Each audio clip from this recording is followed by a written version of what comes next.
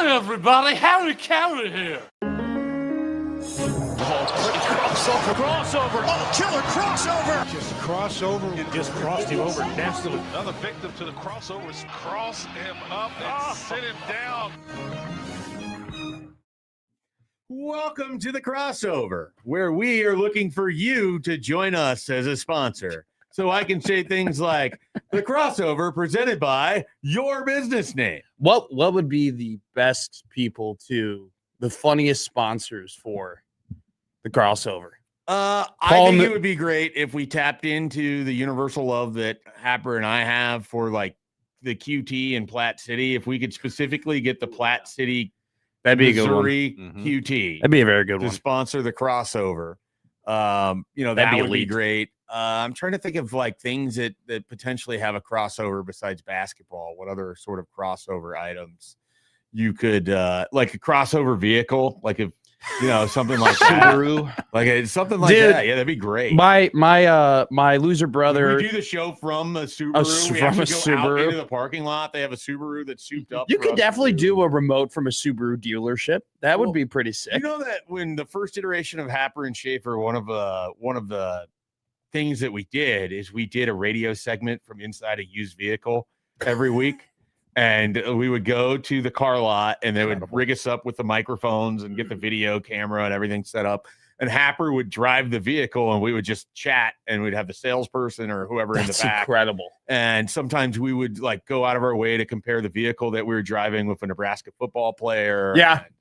What is the Subaru Outback of Nebraska football right now? Reliable, dependable, safe. Is it Justin? Is Justin Evans the Subaru Outback? I think that's a good one. He's a safe pick. Subaru Outback, pretty safe.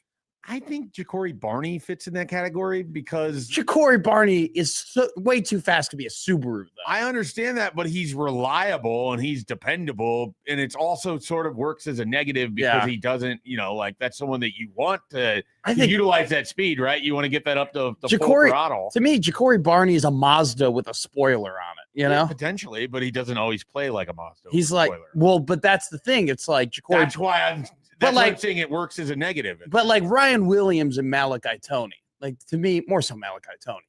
Those are like, that's a Corvette. That's a Corvette. Yeah. I think Barney being a Mazda, like you don't have that like name brand, like not everybody, but still, it's fast. It's got a spoiler on it. It's pretty damn cool. But that only matters. People if it love comes it with the football. That is true. And that's why I'm saying like that's why the crossover, the reliable dependability, like you're sort of the floor of what you're going to get. I want my tackles to be Ford F-150s. Wow. I want both my left tackles and my right tackles to just be big old trucks. Okay. We've heard the promo. Yeah. Right, what was it? A Toyota RAV4? Yeah. What's your level of concern if one of your guards is a Fiat? High, very high. The highest it could possibly be. It's almost like saying, how do you feel if your slot wide receiver is a Volkswagen Jetta? I'd be very scared. Like one of the sort of conversations when Nebraska hired Mike Riley is that this is a guy that used to ride his bike to Oregon State, and people felt like that was unbefitting of being the Nebraska head coach. And so now I'm like, I'm trying to imagine nice. He's too nice. What type of car? If you saw a head football coach roll up in this car, if you would just immediately drop your win total projection based on like what they're driving. Yeah, Toyota Camry. Drop it one step below that. If my coach was the Avalon, we're just rolling around in a Toyota Avalon. If my coach pulled up in a Hyundai Sonata, I don't know how I would feel about the upcoming season. Or like, I don't know. What if your coach is driving a Dodge Stratus? I don't even know what a Dodge Stratus is. It's just a basic sedan. Yeah. See, they did an SNL sketch where Will Ferrell yells. I don't know how. Drive a Dodge Stratus. That is true. That is. I remember that. 6 people that work under me. It's great. It's pretty great. Get off the shed. It's the exact same character, but a different character. Get off the shed. Yep. God. Cool. We had a conversation about Peyton Manning being an overrated human.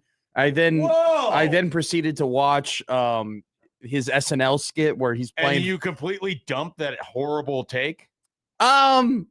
I don't know. I trust my sources with Josh Odson and Michael Severe that as a human that Peyton Manning might have been a Richard in high school. All right. Which, by the way, this is why I love Michael Severe. Yeah, because anytime you talk about someone, you'll get a text about how so-and-so did this and did that. But what's even better is that Michael still holds that opinion after, like, everything that he referred to was 30 years ago when Peyton Manning was 18. And yet there's just in his mind. Heard about the stories with the trainer at Tennessee. Like I haven't heard the trainer stories. I have just heard in general, though, that he was very manipulative there in terms of what his spot was, and at times was insecure about how people viewed him. This is not to say that, this is not to say that people are perfect. I don't know what Peyton Manning is like otherwise. People can't change. But anyway, I went back and I watched his SNL skits, and they are so good. They still of Peyton Manning that I am aware of, I am interested in and would like to see more.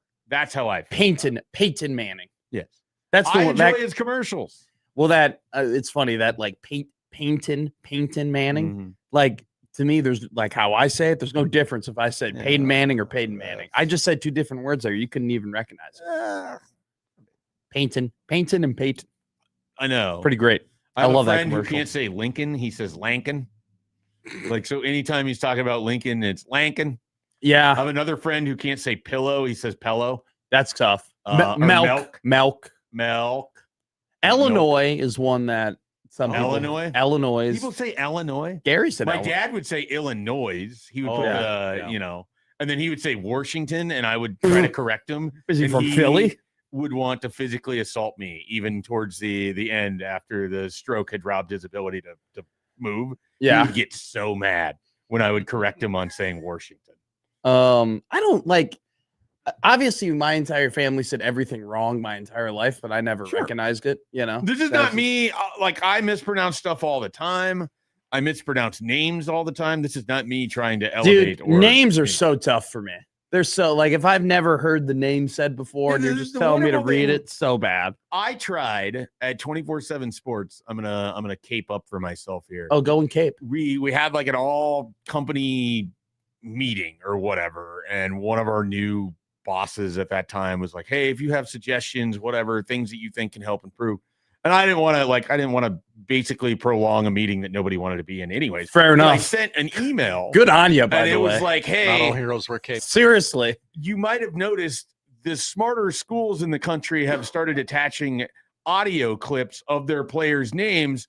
You could really take advantage of this, and we could have the pronunciation in the player profiles because we had this big push probably about 5 years ago about player profiles are the most viewed things over at 24/7 Sports. Oh, without a doubt. Because that's what I look at. You're watching a college football game and a guy you've never heard of comes through with an interception. What do you want to do? You want to know where he came from, who he is. I want to know that he played for Baylor School at Chattanooga, Tennessee. So I can tell my buddies. 24/7 Sports is already sort of manipulating the Google game so they can be at the very top of when you search someone's name.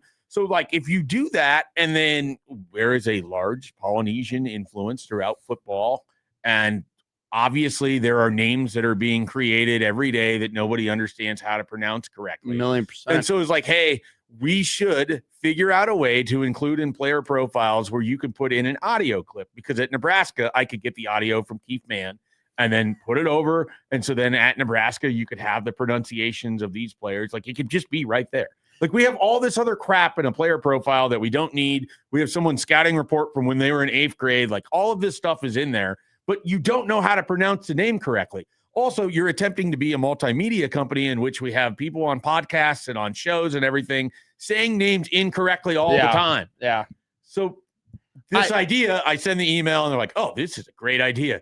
They never did either. Yeah. That happens. Never went anywhere. I don't necessarily care about that, but it's one of these things where it's like, it's kind of an easy fix. It's kind of you just put the effort into it. It's right there. Do we have the rant gong ready to go here? That was pretty good. Oh yeah, I haven't had one in a while. That was a good one. A couple days off. Did that feel good? I like ranting. I like working into the point that I'm about to make. I feel like I have a pretty good feel for when it's coming on. I think a weight came off of my chest after you did that. That's how that was out there. Like the short-sighted nature of basically this is right here. Why don't we do it? You know, I will. A lot of it is you have people mispronouncing names that are in your company all the time. Like, why wouldn't you want this to be better? I will say, when I see the ear logo next to a name, I couldn't be happier. It's like that guarantee on the box. It's It like makes you feel safe, makes you feel warm and happy. on the box. That seriously, I see the ear logo and I go, God, thank God, I don't have to guess. But like I take pride in like the Eastern European names. I love getting a good Vitch down. Okay. I love being able. I mean, you It gotta be sounded like a careful when you slur. say that. It really did. It really did. But most progressive show on 1620 lives on. I absolutely. We always now we have to announce here, like Schaefer. We're going to officially announce this week in women's history. Officially over next Thursday. It will You're be canceling women? It will be no. I'm not canceling women. So the first segment in your new era is you have a segment devoted to women, and it's the first thing you get rid of. No, we've gotten rid of other segments before. For You yeah. Friday lasted 2 weeks. The Bitching Hour lasted a good 5 days. The spring football time capsule literally lasted a whole 20 minutes. So before we anything that realized went how over, crappy like, that was. A week. This would be one of the ones that's been the longest recurring cancel that you're going to have. Oh, by far the longest I believe that is recurring correct. cancel. I'm Is just there saying, anything other that Just we noting did, the Josh, most progressive show that and went you're more than canceling women. 2 weeks that we canceled? I don't think so. I think we've been pretty stable in terms of we are definitely a quality over quantity bit thing. Bit I don't know, you show. rattled off a bunch of stuff there. I feel like we only have like 6 things that we ever do in the morning. You guys City of have the had Day. City of the Day only lasted 6 minutes today. I did love learning about the Randy Moss Highway. That was one of my favorite Interstate. moments. Is it in Minnesota or West Virginia? It's in Boise, Idaho, or at least goes through Boise, Idaho. It's just Interstate 84, which I just equate It's to the that. Randy Moss Anytime, Highway. like there's certain numbers. Anytime you see them, you're just putting in a sports context. 84 is Absolutely. always one of those. Which, by the way, that was the number of the cart that had me trapped on Wednesday. Really? Yeah. Oh no! Did you purposely pick number No. 84? It was just a cart where my name was on, but I put my bag on when I. How got often have you been thinking like, have you just been hanging out and then all of a sudden it'll hit you? You're like, oh my God, I almost broke my ankle a couple days ago. Like, has that happened yet? It's more so like my head is still pretty sore. There's like no visible mark from where But I think about there's a portion of this where it's not my ankle, but my head that's actually trapped by the cart. And That'd be how much pretty tough. worse everything could have been. Yeah. So I think about that a lot, and then I just go back to not thinking about it usually. Yeah. It's sort of more fun, like having talked about it on air. The people that have come to it, and then they'll text you, and they're like, "You flipped a cart." Yeah, that's a tough look. Especially for you. My Especially wife was like, "You didn't have to say anything." I was like, "No, I had to." I think, well, see that I agree with. Like, there are some people they go, well, you don't have to admit that on the air. And then to which I respond, au contraire. It's called content, my friend. Well, it's content, but it's also accountability, and so it just fits perfectly. I think people are more shocked that you did it. If I flipped a cart, a cart, who would be surprised?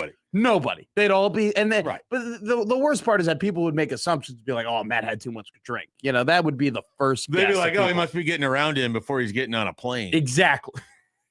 Basically, with you, I think if we were to nominate people least likely to flip a cart on 1620, I never would have thought that I'd have done it. I think that you would be Not last. I think people could find a way, like, oh, Josh, like, You and Bishop would fight for the bottom. Yeah. Well, A Bishop, million- because he's probably never driving I a golf cart. actually think that Bishop would be probably closer to the top because I could think maybe he would have an old man moment, where it's just like, Your words, not mine. I didn't realize the flip was on the bottom. All right. I didn't hear the sound. I just started going backwards, like that's like, I could see him having a brain fart.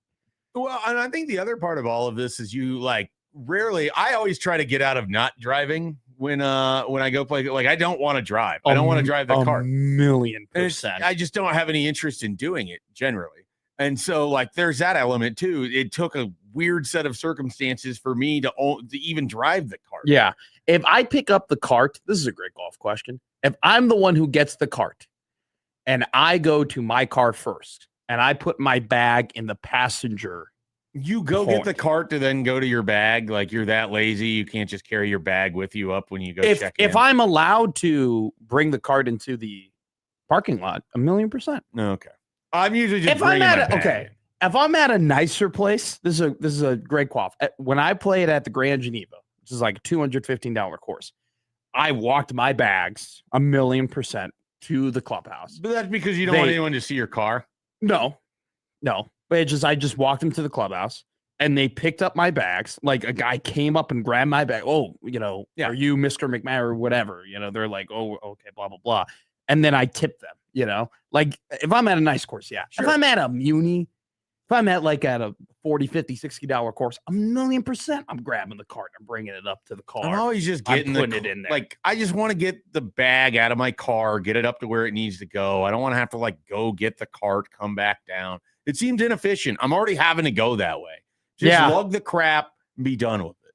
I don't like carrying my bag. After the round, drive the cart as close to your car as you can get. 1,000,000%. Now the question is though, am I the D-bag here for going to my car, putting the bag in the passenger part and not putting it in the... Not necessarily. You might have someone like I play with people who like they have to drive. Like they can't handle it. Great. Awesome.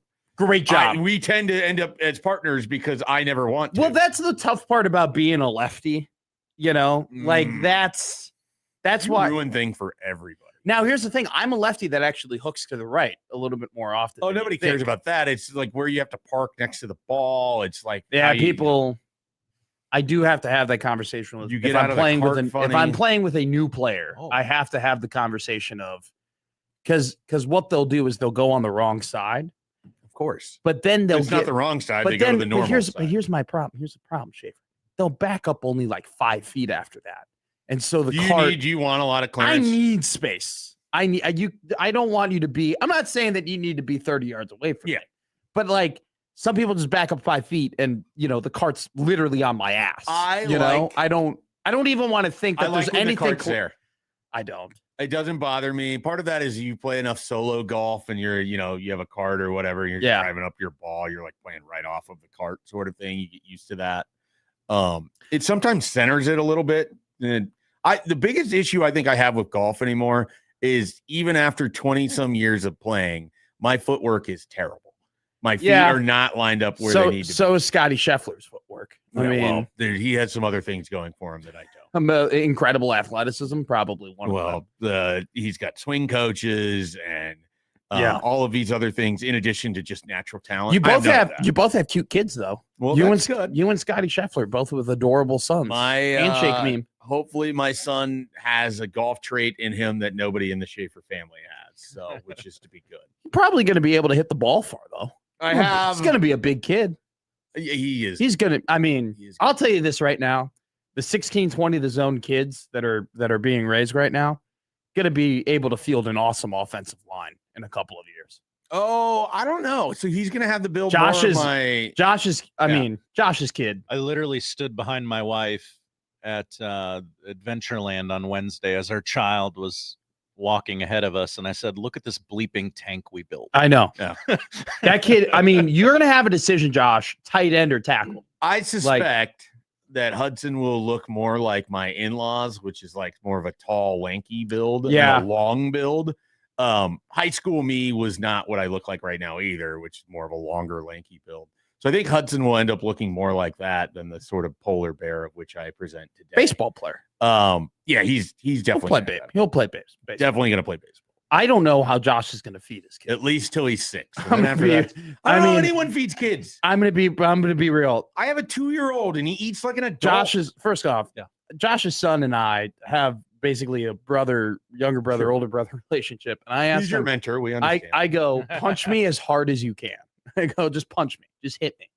And he hit me. It left a bruise for a good week and a half. I was like, I guys basically see eye to eye. I was taking that was a good one. Screw you. That sucked.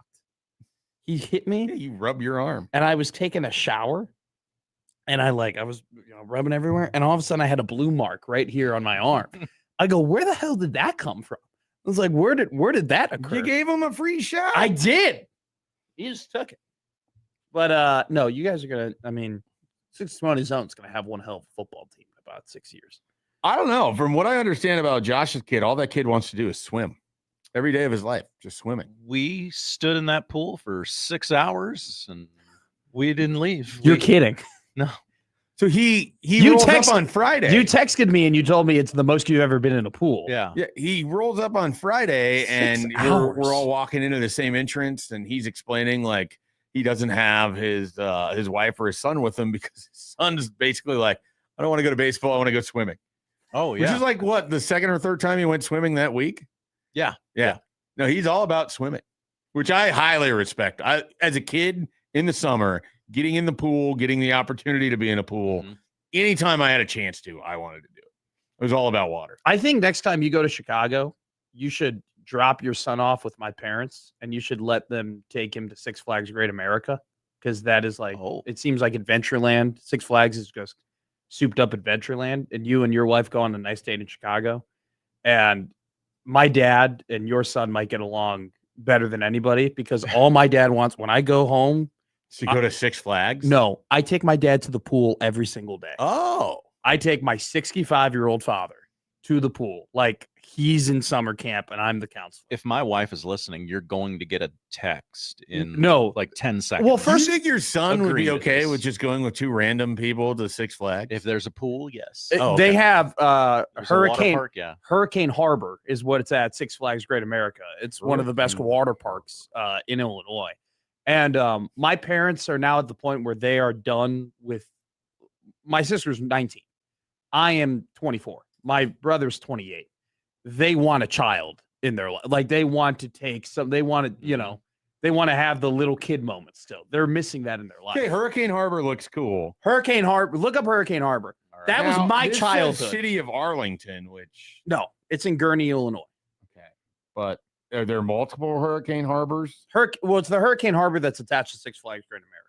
Hurricane. I'm gonna put Harbor. Illinois. It might not look as Say. Well, there's also multiple Six Flags Great Americas across the country.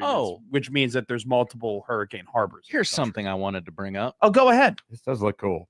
When you go to water parks and you see those gigantic slides like that are straight down, Sure. do you think that you could do them? Do you ride them? Do you go on them? Absolutely. Zero interest. Okay. My wife and I went on one of those. Oh, how was that? At Adventureland? It was incredible because we were 20 years older than anybody else in line for it. Probably 20 pounds heavier at least. Sure. And it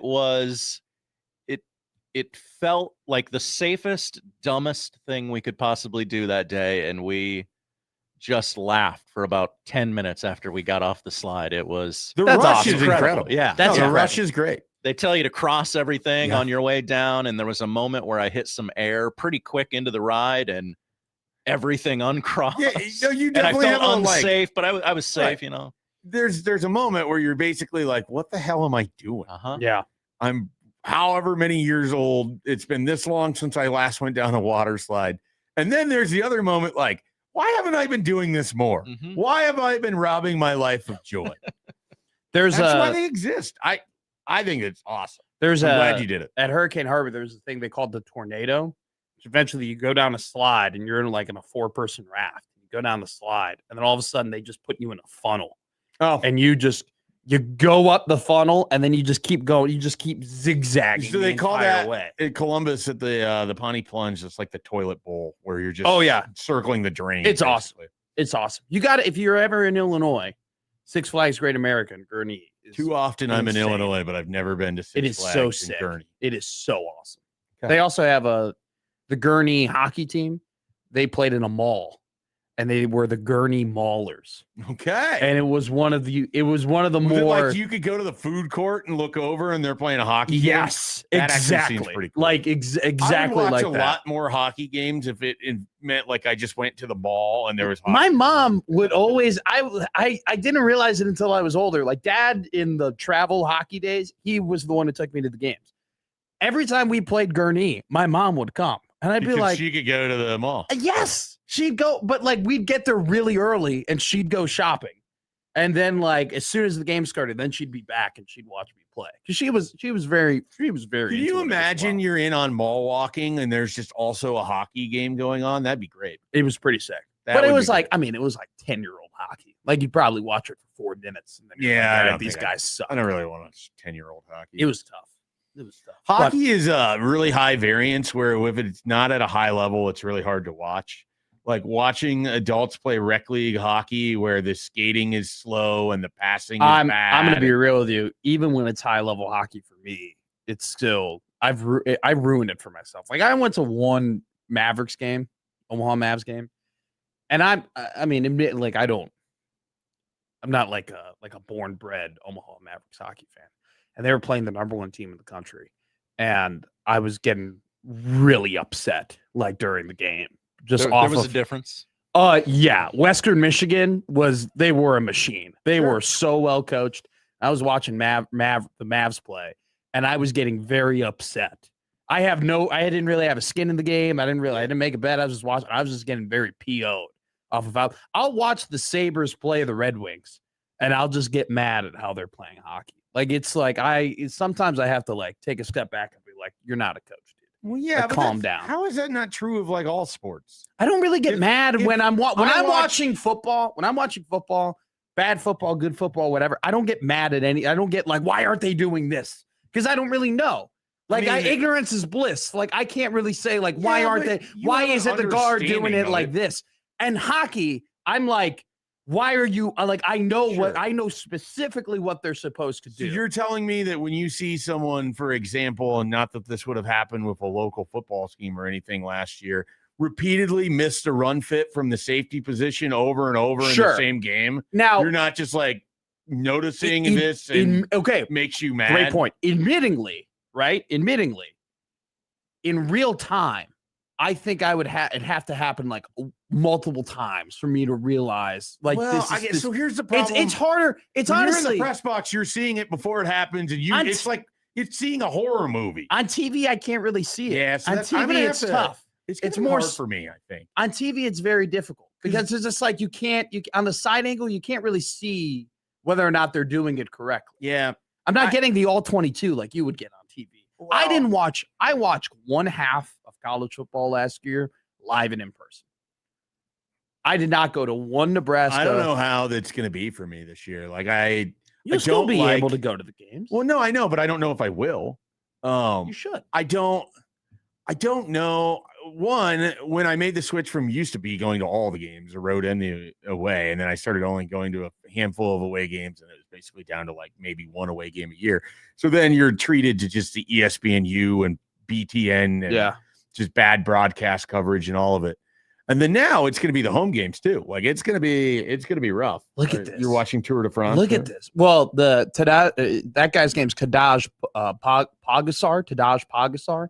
He's like becoming the Michael Jordan of biking, of cycling. He is won multiple Tour de France's. Possibly understand that. Right? He is Is he going to leave to go play cricket? Stage 19 is like the historical stage of the Tour de France. It's like one of the biggest climbs they do. You're also incredibly late in the competition, and so I was surprised this was still going on. There's only about 3 more stages after this, and so he is cementing his legacy right now. Currently in front of us is one of the greatest cyclists of all time, so and he is just cycling on behalf of UAE. It's like there's the Emirates. They have like their own team, and so he is killing it right now. It seems like I should root against him on principle. He is one of the greatest cyclists of all time. And look at this. Look at the scene of like there are people standing in the middle of like they're literally right in front of him 2 feet, and then they move out of the way. Look at this. Look at these guys. They're about to get hit, and then they move. He doesn't even know where he's going.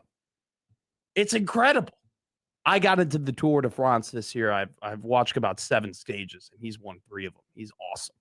Okay, this guy, and he's clean as a whistle. He is. He's one of the greatest of all time. We all think that during the race. That was a fun crossover, my friend. Well, thank you for having me. Always great hosting with you. Middays with Matt going to come up right after this break, and I have a really fun show here on the 16 Tone Zone Radio Network.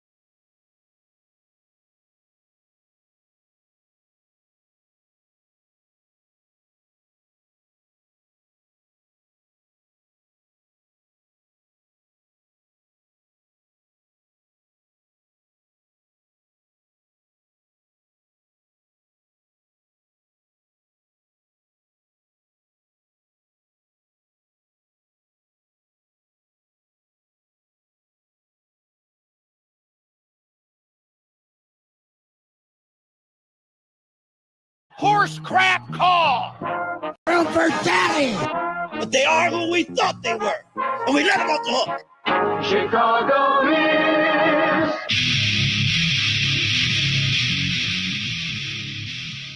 This is Middays with Matt on 1620 The Zone.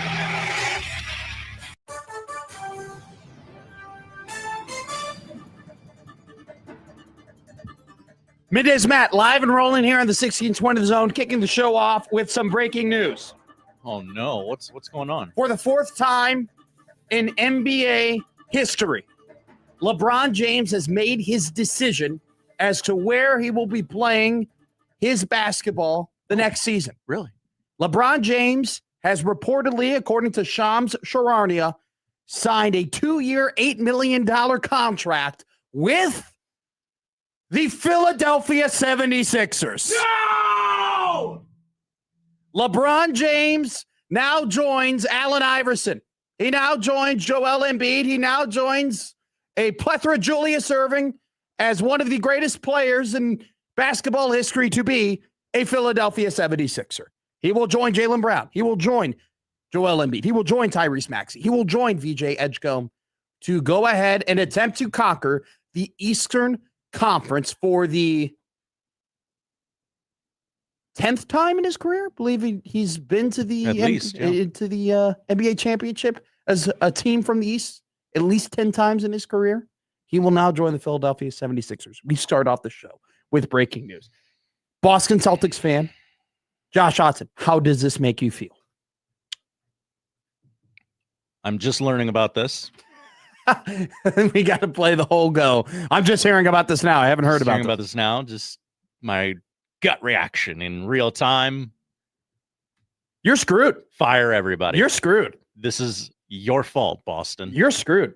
Because you couldn't sit down two adult men, two grown-ass men in a room and say, hey, what's more important?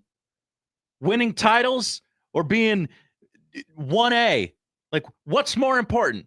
Clearly my ego. Okay, well, why would you you sent the guy to Philly because you couldn't get these two to coexist. And by the way, I think you bet on the wrong horse. I think you saved the wrong J. I think the other one might be on the verge of injury prone, but that's a conversation for another day. Today, it's about firing the genius boy wonderkind Brad Stevens. Get the hell out of here.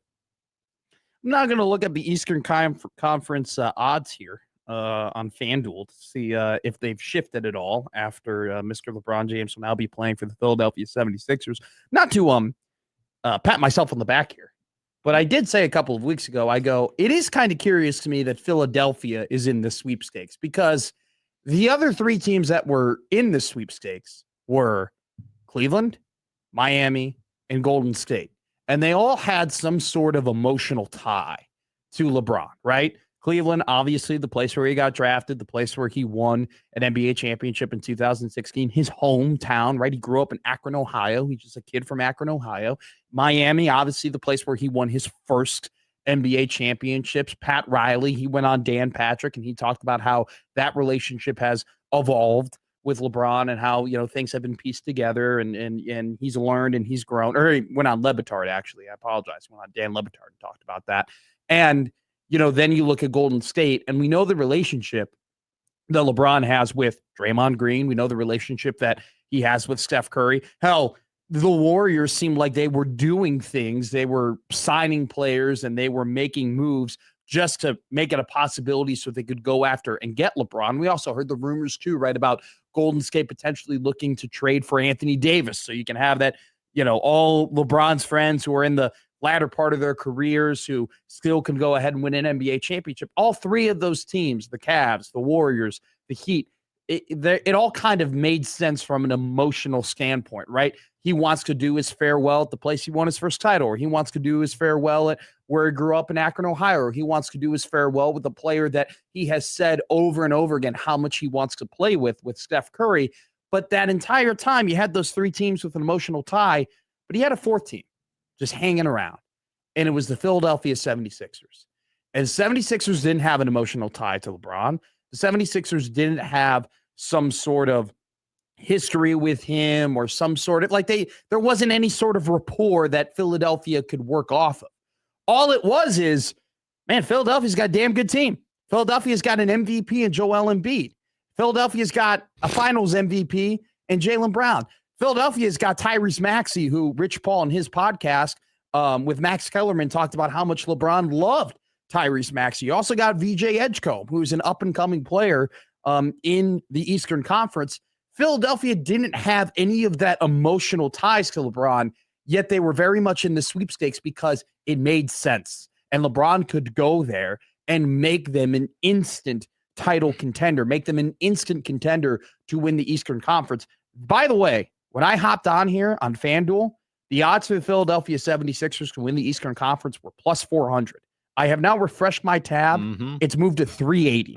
There is money pouring in right now on Philadelphia to go to the NBA championship. I would not be surprised by the time we get to the preseason that number could be even with the New York Knicks, because that's what LeBron James does for that team, signing a 2-year, $8 million contract with Philadelphia 76ers. We have comment from LeBron James, a tweet thread. I'll read it in its entirety because it is actually kind of interesting. Okay. I thought I was done when the season ended. I wasn't ready to announce it, and I knew I needed some time to really decide, but I was pretty sure I played my last game. I was honest at that last press conference when I said I needed to look at myself and decide if I still love this game. I truly love this game, and I have more to give. The last few weeks have been really special. I've never been able to have no clue what to do and take real time to just think. I've had an incredible few months with all the people I love trying to figure it all out. This is my last decision. I'm not going for money. I'm not going for family. What am I really playing for at this point? I still want to sacrifice. I still want to work. I still want to grind. I still want to compete, to win, and to have a chance at the feeling of winning another championship. I believe I can help make the Philadelphia 76ers a championship team, and I am so excited to energize a new fan base and start this incredible journey one last time. Thank you, LA. Miami, I'll forever love, and Northeast Ohio will always be home. You know, it's interesting. It's a 2-year deal. Because I think that if they don't win the NBA championship, it's done. I think if they don't win the NBA championship this year, it's over. But he has given himself that buffer year, like in Miami, where like, oh, well, yeah, they're going to win it, and kind of sort of flamed out towards the end of that first season in Miami. But it was still crystal clear, like, okay, if you guys just run it back, you'll win it again. Like, just play the odds. They should have three-peated in Miami. Yeah. We'll look back on that Miami team with Bosh, Allen, Wade, and LeBron and say, how did they not get 3? Because they had, I mean, not only did they have an opportunity, you know, with Dallas, but also that 2014 series, right? That was a pretty close series, a competitive series. It took Kawhi Leonard, you know, kind of emerging as a future star in the league for them to win that one. But look, I'll just say this with LeBron, like I in my opinion, this whole Jordan LeBron debate, it's over. Okay. I mean, it was really over after LA flamed out. The Lakers made some very questionable decisions, you know, after they won the title in 2020. I thought getting rid of Dwight Howard and JaVale McGee, I know that some people were like, what the hell is this guy talking about? But I thought the makeup of that team with Howard and McGee kind of be the bangers in the paint, being the physical presence in the paint with, you know, having the nuances of Rondo and LeBron and Anthony Davis. Like, I thought that was a perfect mix. They decided to go and sign Marc Gasol at the very end of his career, and I just didn't think that made any sense at the time. And then I think this thing really took a shift downhill when they got rid of Kentavious Caldwell-Pope and Kyle Kuzma and signed Russell Westbrook. I don't know what they were thinking in terms of trying to have that experiment happen, and it failed miserably. And then ever since then, they were on the back foot.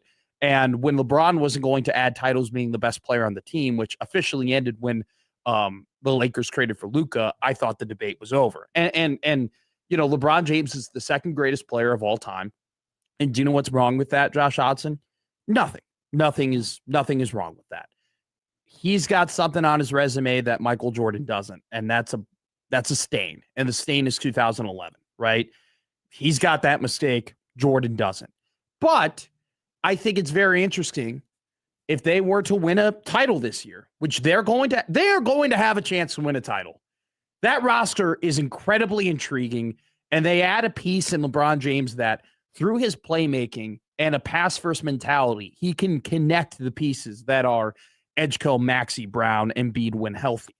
And if they win the title this year, I think it's for sure that he comes back the year after and says, all right, this is it. Like, this is the run for 6. Like, I'm going to try and get my 6th title. And if he is somehow able to get to 6, I still think the debate is done. I still think that I don't think there's anything he can do at this point to make him make himself a for sure best player of all time over Michael Jordan, in my opinion. But if he were to get to 6, man, it'd be absolutely incredible. It'd go up there with, one of the greatest endings, probably maybe even the greatest ending of career of all time. But what a signing from the 76ers. What a job by that front office to put yourself in the position to sign LeBron James, right? Because it's not just about free agency doesn't start when the moratorium period begins. Free agency starts years in advance when you put yourself in a position to be of interest of players, right? I don't get mad at the Bulls for not trading for Giannis Antetokounmpo. I get mad at my favorite NBA team for not being in the conversation, for not doing the work that leads up to being an interest, to being that winning team that can get that best player. What Philadelphia did this offseason is remarkable, not only just from who they acquired in Jaylen Brown and LeBron James, but making those moves to put yourself in the position to do that, right? And, one of the best things that I think came out of the reporting of Jaylen Brown going to Philadelphia was that, and this was Shams reporting on this, that the Celtics put the price at Jaylen Brown very high, okay? It was a very high price for Jaylen Brown. And there were teams that stepped up to the plate that inquired about that price. It was too high for them, and they backed away, right? They backed away. Philadelphia kept calling Boston.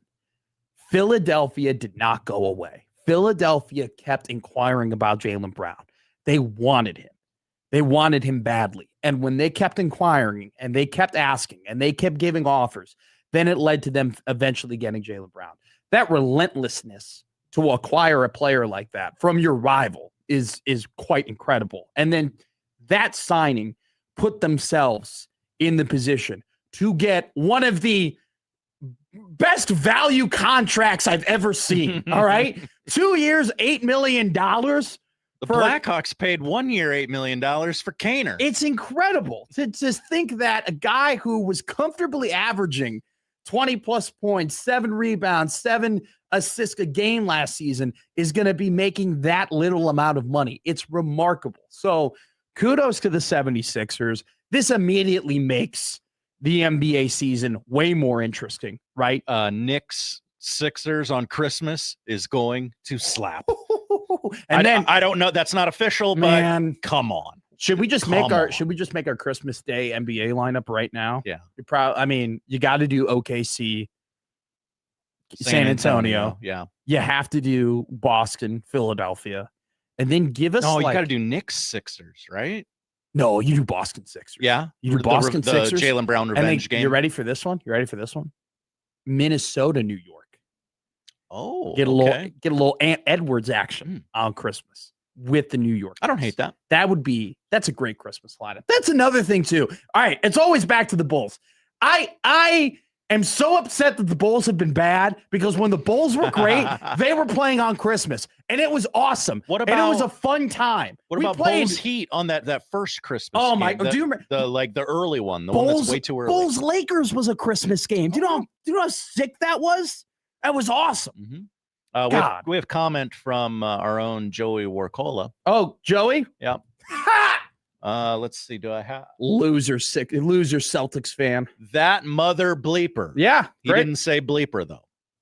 Oh, did he swear on Twitter? Yeah. Oh yeah. There's a lot of swearing going on 1620 The Zone Twitters right now. Oh yeah. Happer said ass on Twitter. Happer said I know. Really, he's a family friendly guy. Wow. He dropped the ass word on Twitter. By the way, the Liquid Trucking Zone Twitter feed. We want to thank Liquid Trucking for sponsoring our Twitter feed. And if you have any opinions and comments on LeBron James signing the Philadelphia 76ers, which I doubt that the great people of Nebraska will call in giving us their LeBron takes. But if you want to, 402-951-1620 is the Prairie Flower Casino Zone hotline / text line, 402-951-1620. Prairie Flower Casino, play longer, win more. And the Equitable Bank Zone inbox at Equitable Bank. They take banking personally. They always pick up on the first ring. So we start off our show with breaking news. LeBron James, the second greatest player in basketball history, going to the Philadelphia 76ers on a 2-year deal. People are asking, who will LeBron James go into the Hall of Fame as? 76er or a Cavalier? These are questions people are wondering about. I would think the Cavs, right? Yeah, no, obviously. I think it's an obvious. That is Sixers fans, by the way, trolling right now. You thought Sixers fans were insufferable before? Oh, my God. Which, by the way, do you think that there are some Philadelphia 76er fans that are deleting their Twitter posts from the past 15 years rapidly right now? You think there are some people going back in the archives being like, oh, my God, I got to get rid of this. The receipts that are going to come from some Sixers fan accounts are going to be absolutely incredible. Actually, let's see if we can find a 76ers fan account and their reaction. Okay. I just looked up 76ers fan account. I was going to look at the Eagles' home schedule and try and guess which game LeBron goes to. Oh, God. When do you think he throws out the first pitch in a Phillies game? Oh, yeah. You hated LeBron before. Wait till you see him in a Phillies uniform. Holy crud. I'm trying to find if there's like a Sixers Legion, fan account. Take a look at the Phillies. By the way, here. there are some LeBron fan accounts that are like, looks like I'm a 76ers fan for a couple of years. It was awesome when people are like, where did all these Laker fans come from? Oh. They ain't Laker fans, my man. Okay, here's something interesting. They are LeBron fans. The Phillies host the Yankees this weekend. Oh, he'll be there. Sunday's game is on NBC. Like the Sunday night solo window. Oh, he'll be there. I'm guessing LeBron might make an appearance to watch his beloved Yankees. I was about to say, do you think he'll have a Yankees hat on? Let me text my buddy who's a massive LeBron fan. 76ers jersey in the mail. Eagles are at home week 1. Week 4, they play Chicago. Week 3, they play Chicago in Chicago. In Chicago, unfortunately. Week 4, they host the Rams. That's getting a little close to the season, though. Yeah, I would. I don't know if he'll probably just be at a 76ers game. He will, or sorry, Eagles game. He will throw out the first pitch though, in a Phillies game. God, I think the memes that are going to come out of LeBron being in Philly are incredible. That'll feed families for a while. But yeah, what a blunder by the Celtics. This is all their fault. Because if they don't have Jaylen Brown, he doesn't go. Josh, Philly's on the table. Josh, this is all their fault. Yeah, they created this. And that thank you for non-Celtics fans saying that. No, this is totally their fault. Can you believe that the Philadelphia 76ers turned Paul George and 2 first-round picks into Jaylen Brown and LeBron James? Like, that's exactly what happened. After all of this wandering through the desert of the process, and they finally just do it the way everyone else does, and it works out almost immediately for them. I think the Celtics trade might go down as one of the worst. If the Philadelphia 76ers end up winning the NBA championship, that Celtics trade might go down as one of the worst trades in Boston sport history, because you allowed your rival, Josh, look at every other team that he could have signed to. He could have signed to the Warriors, stay in the West Coast, play with your great friends, Draymond Green and Steph Curry, emotional tie, go back home to Northeast Ohio, have your farewell tour, your Kareem Abdul-Jabbar in the rocking chair, right? Your final game at the Quicken Loans Arena. It's a beautiful scene. Why wouldn't you want that? Go back to Miami. Some people say you should have never left Miami. Some people say that you should have stayed there your entire career. You could have won multiple championships with such a great franchise. Maybe right that wrong. Go back there. All of those emotional ties make sense. And yet he picked the one team that had no emotional tie. He picked the one team that he goes, you know what? If there's a team I'm going to win a championship with that gives me the best chance to do it, it ain't with James Harden and Donovan Mitchell. It ain't with old man Curry and old man Draymond. It ain't with a non-shooting Miami Heat team that only has 2 players and nobody else. It's with this loaded 76ers roster that is only loaded because the Celtics allowed it to be loaded. So now my question is, We have to. Can you hold? I can hold hold the question. I can hold. Hold that question. Hold. Let's take a break. You know how to take the break. Now you got to hold the break. That was even better than I thought it could be. Let's go ahead. Let's take that break. Hold that question. We'll preview the show coming up next year on Middays with Matt.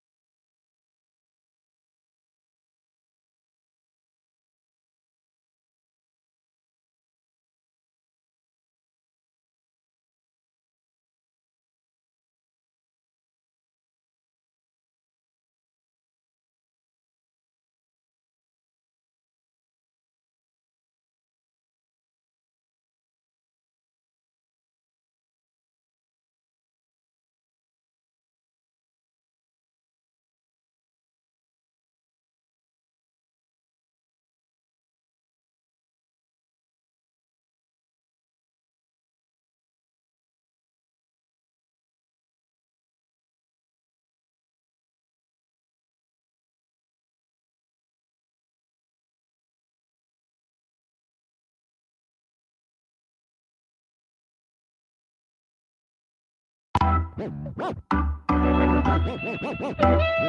back to Middays with Matt on 1620 The Zone.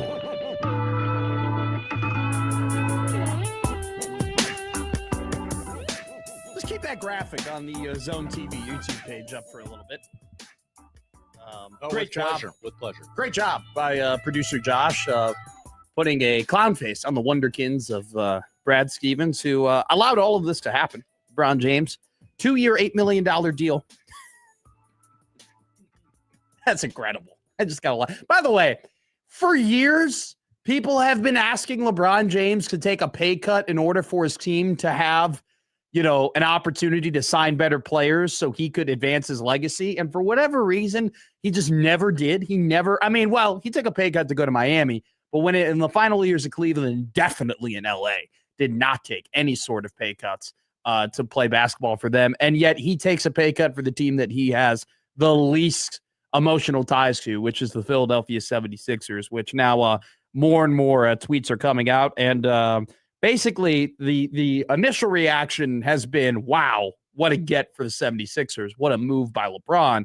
To now we see things shifting on Twitter to, this is all Brad Stevens' fault as to why this thing is happening and why the Philadelphia 76ers, let's refresh the page here, are plus 380 still to win the Eastern Conference, the second highest odds in the NBA, in the league, behind the defending NBA champion New York Knicks. All right, before we go ahead and re-preview the show, you had one question, Josh Hodson, that I said to hold on to. So give me that question, and I will go ahead and answer it, and then we'll preview what the show is going to look like.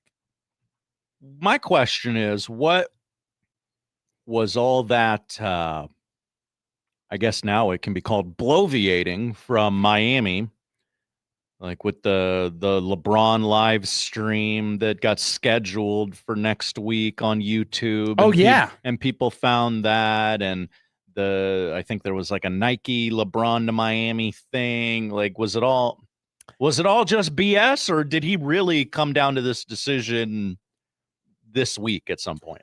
Well, you know what? There was that report that Silver telling everybody, I'd like him to make his decision quicker because we want to get the TV schedule. We want to get the TV schedule out, and he controls that. There was a report that came out that apparently that pissed LeBron off to the point of being petty, where he could have made his decision. Apparently the report was like he could have made his decision last week and decided not to because Silver said what he said and he didn't want to be rushed. I don't know. I can't answer you that question. I will say it did seem like, and even before, in my opinion, the whole YouTube hullabaloo, it seemed like Pat Riley, the way that he was talking about LeBron, he was posturing as if, because I watched that interview on Levitard, it seemed like he was posturing as if they were in a really good spot to get him. And it was interesting to me how this thing shifted. I think immediately it was Golden State. And then after that, it was like, no, it's probably Cleveland. And then Philadelphia came in and everyone was really curious about Philadelphia. And then it did seem like there was a little bit of momentum for Miami, but I just think the presence of Philadelphia, like it never made sense to me why Philadelphia was in the conversation other than him just wanting, if you want to win, you go to Philly. It made him wanting to go to Golden State made all the sense of the world because of his relationships. Him wanting to go to Cleveland made all the sense of the world because of he grew up in Northeast Ohio and was drafted by the Cavaliers and all the history he has there. You could say the same thing for Miami, who made the massive move to get Giannis Antetokounmpo in the offseason. All those made sense from an emotional standpoint, and then you just had Philly there. And it just seemed like Philly was there because they had the best team with a lot of great players, and LeBron fits perfectly with all of the pieces that they have from a on-the-court standpoint. And so I think Philly was the representation of like temptation. Like, yeah, it'd be a great score to go to all those other places, but like, we're here to win. And if you want to win, and if winning is really the most important thing to you, you go to Philadelphia. That's what he did. And it's very clear that, these next 2 years, isn't necessarily about LeBron getting his tour, and it's not all about LeBron, making amends with past mistakes or LeBron being able to fulfill dreams of playing with players that he always wanted to. These next 2 years are about winning. And so we went to Philly because Philly had one hell of an offseason where they saw fracture points in the Boston Celtics relationship between the front office and their roster, and the fact that there seem to be fraction points. I'll say this. Maybe I'm wrong here, but I haven't seen Jason Tatum come out and say, "Oh my God, why did they trade Jaylen Brown? Why would they do this? This is ridiculous." Have you seen any of him? Have you seen Tatum be pissed off at all that Jaylen Brown's no longer on his team? I haven't. No, I haven't. So I think that just goes to show you where they were at. Philadelphia took advantage of that situation, and now LeBron James going ahead and going to Philly. Look, he's still 41 years old. Is he the player that he used to be? Absolutely not. Is he still one of the best 30 players, 35 players in the NBA? Absolutely. Absolutely he is. Do you think there's probably going to be a decline? Yeah. Is it going to be a weird transition for him being pretty comfortably the third option? And then when Embiid comes, he's the fourth option. Is that going to be different for him? 1,000,000%. Is he in the point of his career, though, where like he should be playing 35 minutes a game? Absolutely not. So we'll see how he does in this support role, but he puts himself in a great opportunity to win championships to end his career. All right, LeBron talk over. Let's go ahead. Let's talk about what we're going to get to the rest of the show. I don't think the LeBron talk's over. I don't know if you want to say that because Bill Simmons is going to drop a pod during our show today. Yeah. Bill Simmons definitely has some pretty interesting opinions recently that he's. Let me tell you something right now. I believe he said go to Miami because I'd like to watch that fail. Yeah, I'm sorry. With Bill, some people are like, oh, he's still got the fastball. I don't think Bill is like at the point where he's like, oh, Nolan Ryan still got the fastball. I still think Bill is like Greg Maddux on the Braves right now. I still think that he is at the top of his game. Did you hear his take on Agna? How do you say it? I can't say the name from Odysseus. Agamemnon. Come on. Yeah, I know who you're talking about. He said that Con Knipple should have played him. He was like, I wanted a bigger guy. Con would have been perfect to play the Greek king. He also said that as a Bulls fan, I shouldn't have something in my body.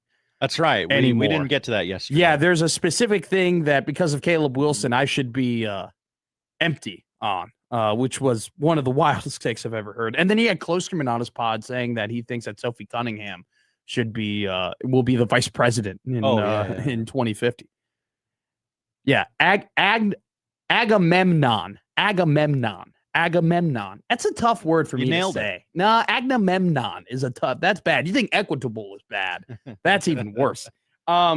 We have a poll question on Middays with Matt. If you go to Middays with Matt on the Liquid Trucking Zone Twitter feed, you will see a poll question that asks, if you could reverse one of these losses in the Matt Rule era, which one would it be? The reason I've asked this question is because I want to talk about like whether or not these losses that I've presented to you on at Middays with Matt on the Liquid Trucking Zone Twitter feed, if one of those losses, if you were to reverse them, how different would things be right now? Okay. If you could reverse a loss, would things currently right now on July 24th, 2026 be any different about Nebraska football if you change just one result? Your options that I gave you. Okay. And if you don't like the options, you can comment your option on the poll. If you could turn one Nebraska loss into a win, what would it be? Your options are Minnesota 2025, the absolute disaster that occurred. Iowa 2024, the awful, horrific, no good, very bad ending to the 2024 campaign where Nebraska just crapped away a would-be victory in Iowa City in some of the most embarrassing ways we've seen. Multiple embarrassing things happen in that game.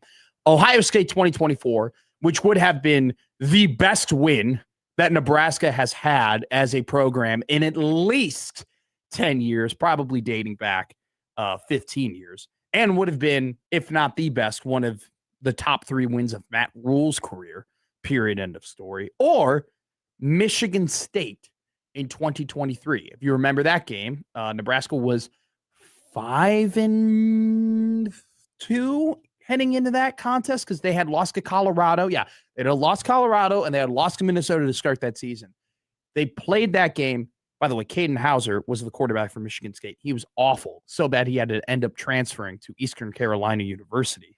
And That's then, a bad game. And then Sam Levitt was also on that team, but Sam Levitt wasn't good yet. It took him transferring to Arizona State at the end of that season to become good.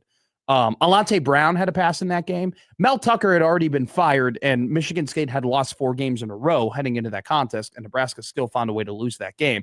Those are your 4 options. If you could turn one Nebraska loss into a win, Minnesota 2025, Iowa 2024, Ohio State 2024, Michigan State 2023. You can go and vote on that on Middays with Matt at 12 o'clock. We'll have a conversation about that. What is the loss that I would switch? And my premise of where I've already picked mine. I know what mine is going to be. Okay. I'm going off of, would one of those losses turn into a win? How much would they change things now? July 24th, 2026. So we'll talk about that at the top of the hour. We'll also be joined by Brian Christopherson of Huskers 24/7. He'll join us at 11:20. We'll also be joined by Austin Jacobsen at 1 o'clock. He'll be subbing in for Josh Peterson, who's on vacation in Denver, Colorado right now. He'll be subbing in for him on Sportsmanlike Conduct. He ate in Holdridge yesterday. What? He ate in Holdridge, Nebraska yesterday, and he said he had a lovely time. It was great. And the citizens nearby Holdridge said, "You idiot, that's not Holdridge, that's nearby Sacramento." You talking about Josh Peterson? Yeah. Oh, wow. He drove out there? Josh tried to be nice, tried to enjoy even when Western Josh Nebraska, even when Josh is nice, he gets hate. That's got to be a tough life to live. Yeah. But you know what? He is right a lot. Would you trade? That's another poll question. Would you trade Josh Peterson's hate for being right often? Don't actually put that up there. We'll talk about a future that I love. A future bet. Future that Matt McFutures loves. Yes. Okay. Not a future that I love in terms of like when Harry met Sally or, you got mail. Not that type of romantic future. I'm more so talking about the future that actually makes you money, not the future that loses money. I see what you did there. I'm just saying. Matt, why don't you have a girlfriend? Well, I don't know if the pocketbooks could support that right now. Okay. Even going on dates, even when I did that whole 3-month escapade where I was going on dates with that one girl, it's expensive, man. It's expensive. Then you got to buy a ring too. That's crazy. It's a lot of money that goes into it. I'm just saying. I'm not saying it's a bad thing. We'll talk about a futures bet that I absolutely love that I think will make you money. And we'll also talk about a friend of mine that is a bad influence on me. Okay. We'll discuss more about that. Perfect day, by the way. I had this kind of random ranking. Or sometimes I like to do this. I go, hey, rank the top X whatever in your lifetime, right? We've done like top trades that have happened. We've done like top moments you've seen in person. We've done, top college basketball things that you've witnessed. Very fitting today. Top 3 player transactions that made you stop in your tracks, which is very funny because it's on the day. It was inspired by LeBron James. Right. And the whole saga that's going on. And then he happened to sign today to the Philadelphia 76ers. So right on brand. I have the text from last night at, it's not time stamped. But I'll tell you, it was a late one. It was like 12:27. Yeah. Right? Kind of came in early for me, if we're being real. Last couple ones have been coming in the morning. Top 3 player transactions of your life. The 3 times players went to a different team and it stunned/changed you. We had this planned, and LeBron James said, you know what, Middays with Matt, to support you. Let me help you out. So we'll talk about the top 3 player transactions that have happened in your life that made you stop in your tracks. I'll talk about Husker Volleyball today. There are some people in my life who would say, don't apologize for talking about too much football. Okay. Yesterday, we talked a lot about football. The whole show was football. I felt a little bad about that. I was like, you know what? There are other sports that are very important in the state that are more than just football. We have to give them some love. There was a great article written by Abby Barmore, a Husker Online and On3, a good friend of mine. She used a lot of really good Danny Buscom Kelly quotes and talked about how DBK thinks that this team is somehow deeper than last year's team. And the reason why I say somehow is last year's team was already really deep.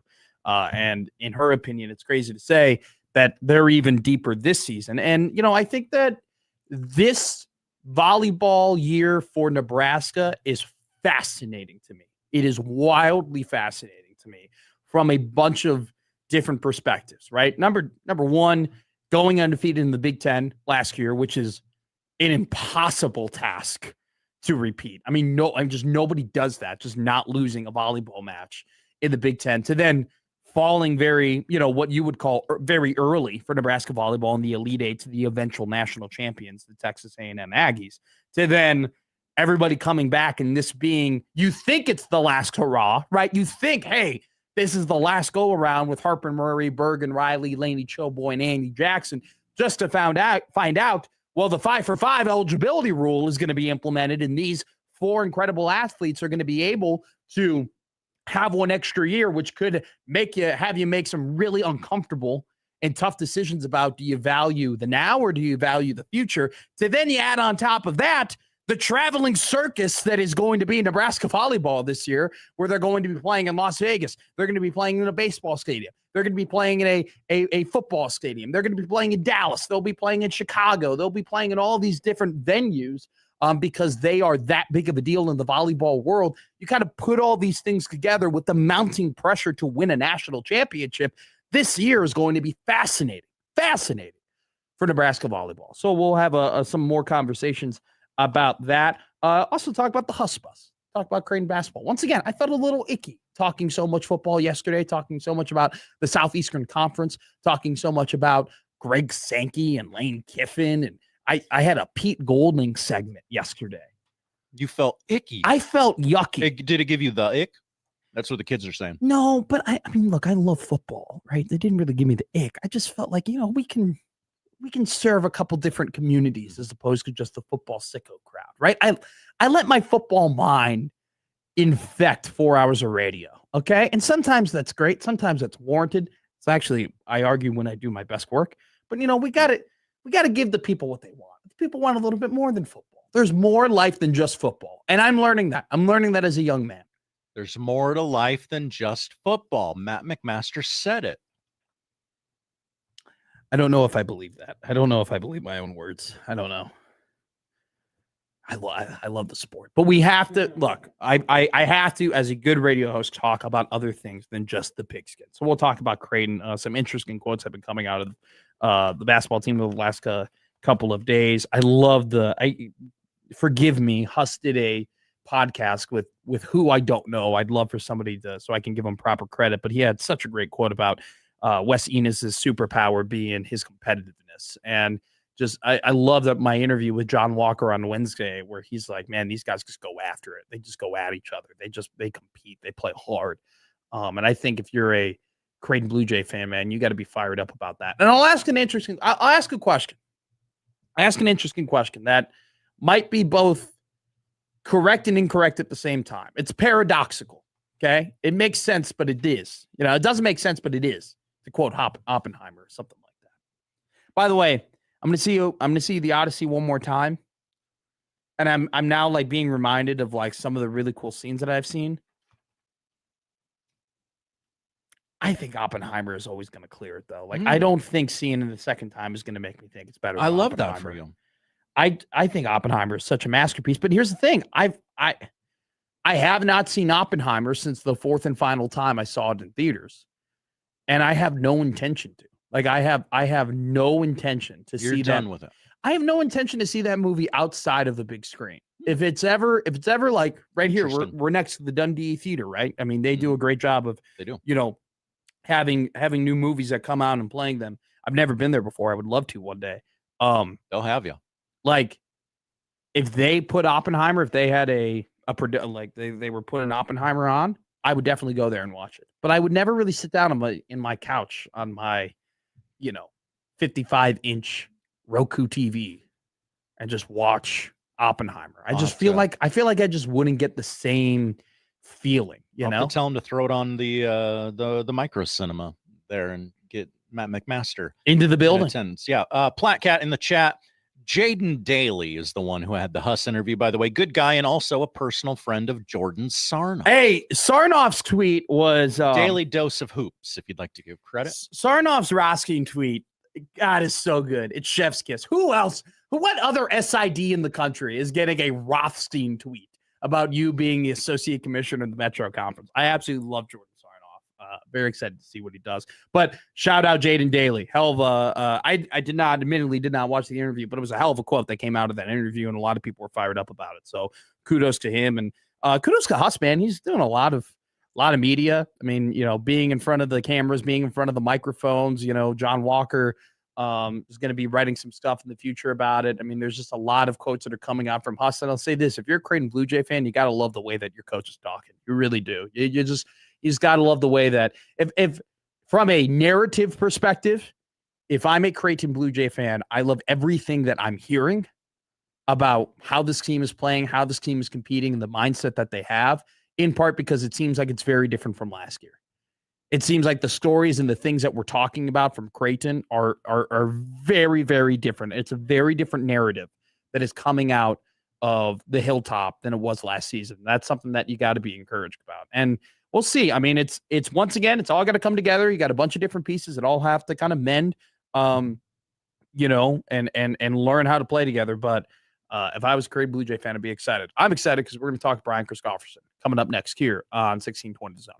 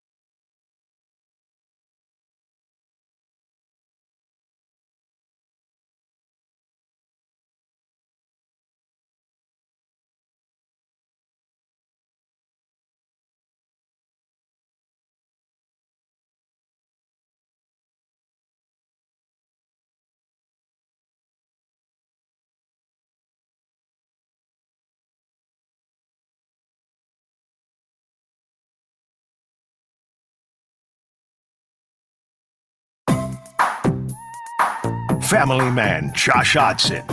Family Man Matt Mc... You're kidding me, right? They want me to read this? Okay. Family Man Josh Hodson. Family Man Matt McMahon. I'm sorry, there's just no way I'm going to get through this. You're listening to Middays with Matt on 1620 The Zone. Real quick, let's go to the Equitable Bank Zone inbox where they take banking personally. TC, our boy, Hi, goes, TC. all right, please take a seat for this one. Believe it or not, do you know who once wore 23 for Philly? One Joe Jellybean Bryant, the father of Kobe Bryant, who averaged 6.4 points, 3.3 rebounds in 287 games. Will LeBron James wear the jersey that was once worn by Kobe Bryant's father? The person to give us that answer is none other from 24/7 Huskers, Brian Christopherson. Brian, boots on the ground in Philly. Any reporting on LeBron from you? No. Oh, okay. I have Dang nothing it. to offer on that.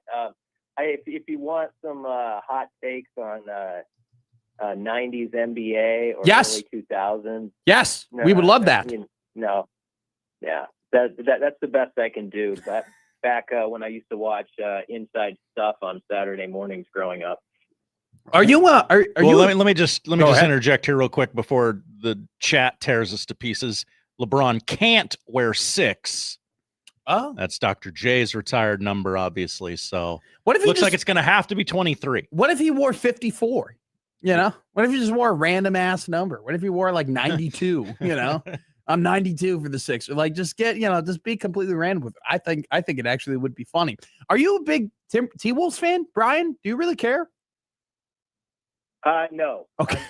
I mean, I will root for them over the field, but I'd be lying if I said I had emotions attached to any team in the league right now. Fair enough. That's not to knock the league. I think it could trend positively going forward. The last decade has not been as I'm getting older, Matt. Like, you get that age where it's sometimes you just cut a few things out, and the NBA has probably been one of them. But there was a time in my life I was a Jordan Bulls guy, and my emotions and my day was decided as a teenager by if they got it done, which they obviously always did back in the day. Which is why I will still get into like a Jordan LeBron fight on occasion with someone like my brother, but that's about it. Sure, yeah. The 90s must have been incredible. If you were a Husker Bulls fan in the 90s, my God, what a decade. Like, that couldn't be that could never be any better. If we're doing like combination of football, basketball teams, that would have to be the perfect teams in the perfect era. And I don't know if it gets better than that. Life was good then. The Twins won the 91 World Series. So I had that too. So there was a pretty good run, and I thought it was going to be like that. That's what I thought life was like. Sure. And it turns out it's not. So that you get humbled the more you go on it. And I assumed to the Vikings, like 98 when they had Randy's rookie year, I was like, okay, they didn't get it done here, but it's going to be fun. I remember like I got up in front of people at this church event, and I was like, there was a Super Bowl party, but the Vikings weren't in 98. I'm like, but we'll be back, we're going to be back. And of course, never happened. Yeah, I think other than being a Husker Bulls fan in the 90s, the only thing that could rival that would be being like a Hurricane fan, a Miami Hurricane fan, and a Boston Celtics fan in the 80s. I think that's or maybe you're being a Miami Hurricane fan and a LA Lakers fan in the 80s. That's probably the only thing to rival it. I have a poll question up, Brian, that I want to get your opinion on. Okay. We're going to do a segment a little bit in the show, but I want to get your thoughts on it before I do my spiel. If you could turn one Nebraska loss into a win, what would it be? In the Matt Rule era. In the Matt Rule era, you could turn one Nebraska loss into a win. What would it be? Now, I'm going off of, if I turned this loss into a win, would things be different now, July 24th, 2026? If I could turn one loss into a win, would anything effectively change? So that's kind of where I'm basing my answer. Your options are, if you could turn one Nebraska loss into a win, are Minnesota 2025, Iowa 2024, Ohio State 2024, and Michigan State in 2023. What would your pick be and why? All good ones. Or you could go different. You could go off the reservoir. You could pick a game that I did not provide you. Say them one more time fast. Minnesota 2025, Iowa 2024, Ohio State 2024, Michigan State 2023. Okay. I think for where we're at right now, I would say Minnesota. It's last year. The one I was gonna say, and then I changed it the last minute, was Iowa 2 years ago. Yeah. The game Nebraska's defense dominated, and then they let basically 5 guys try to tackle a running back at one time, and he goes 70 yards, and you lose.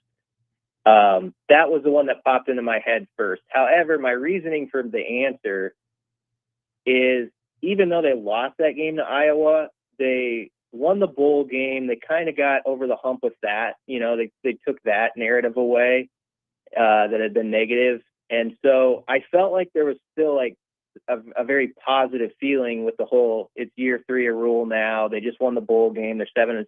So even though they lost that Iowa game, which was painful, especially since it's a border rival, I felt like in the off season, things kind of reset in like a pretty upbeat manner going into year 3. I feel like the Minnesota game, of all the games in the rule era, is the one where people are like, what the heck was that? Not a very good team. Minnesota's had far better teams that have beaten Nebraska. And it just was it was laying an egg on a Friday night game with people tuning in. And it was right around, of course, when the, should you give Rule a couple extra years discussion was going on, and he got those years. And so that, for those reasons, that's why I pick it. Yeah. I think the vibes of this offseason would be entirely different if that Minnesota game didn't happen. It would affect how we feel about this team so much now, because you try talking about last year's team, and I feel like you're always hit with but Minnesota. Like Minnesota is always the loss that raises its ugly head that kind of makes everything else mute at times. Not all the time, but at times for sure. So a sneaky good pick could be the Ohio State one, because you could play the game like if Nebraska had notched that win, that win that's been eluding them for 10 years, where it's just like no one expected it. It just comes out of left field. Yeah. And you've talked about it before. Do? You've talked about this type of win before too. You're a big proponent of it. Yeah. What does that do as far as what's the bounce off that trampoline look like? And so that's a fair. You have the right options there. The Michigan State loss the first year, I kind of dismiss it because it was just year 1, but that was really disappointing.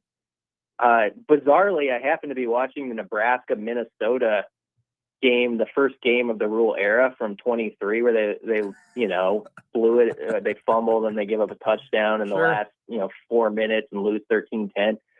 That game too, like I was thinking, like, man, they let that one go because Nebraska had all the momentum with 5 minutes left. So there's been a few, and they've got to get on the right side of those now. But I'll stick with the Minnesota game last year just because it was year 3 and the reasons I gave. Okay.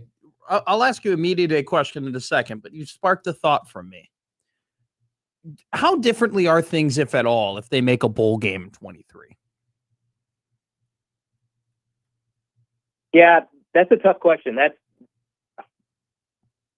It's an interesting one, though, because there is a significant value in those practices, and it's amazing to think. And this is where, it's a defending Rule and like sort of what they've got done to this point. And he'd point this out, they hadn't been to a bowl game in 6 years or whatever it was. Yeah. And so that was such a problem, not only because it was always like a TV graphic, like how the heck did that happen to Nebraska? You're not even playing in a bowl game, winning 6 games, but also you're not getting those 15 practices it's like another spring ball, and that's not overplayed. And so that was a significant loss to spend that December at home, really in a year where there were opportunities right there. You go to the Michigan State game you mentioned on the list, the Minnesota game to start the year.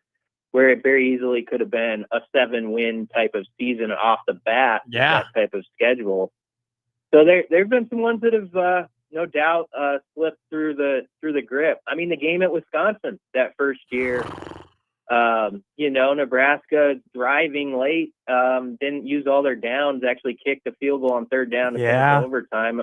That whole thing. But Maryland, they lost. There was a bunch that first year where that actually could have been a 7 or 8 win season the way the schedule's set up. And whether that would have impacted the other ones and the ripple effect, that's always a fascinating thing to ponder. You don't know, but definitely there are some options from that first year you could put on there. Yeah, like that Wisconsin end of the game, like people forget about that. But I remember walking away from that game being like, wow, they do not trust their quarterback. Like they did not want to take a shot. They did not want to use the timeouts because I think they were afraid of turning the ball over. And they just wanted like, you know what, we're going to kick the field goal. We're going to reset. We're going to play with a shorter field in OT and end up being a crushing loss. It's a great point. I mean, that whole 23 season is just calamity after calamity after calamity that you really could have put so many different losses in that season that could have gotten them to that bowl game. That could have been very impactful. Against Maryland, Matt, they Disgusting. remember there was the pick. There was the pick inside. Oh, I 5-yard remember. line. I remember, BC. I don't think people forget too, before the pick, Chubba like pulled the ball from Emmett. Do you remember this play where he pulled the ball from Emmett and then he ran to the right and you're like, what the hell is he doing? Like, where's he throwing? And then you look at the replay, if he let Emmett keep the ball, Emmett gets into the end zone untouched. It's a crazy game. Yeah. Crazy game. Rules 19-19 right now.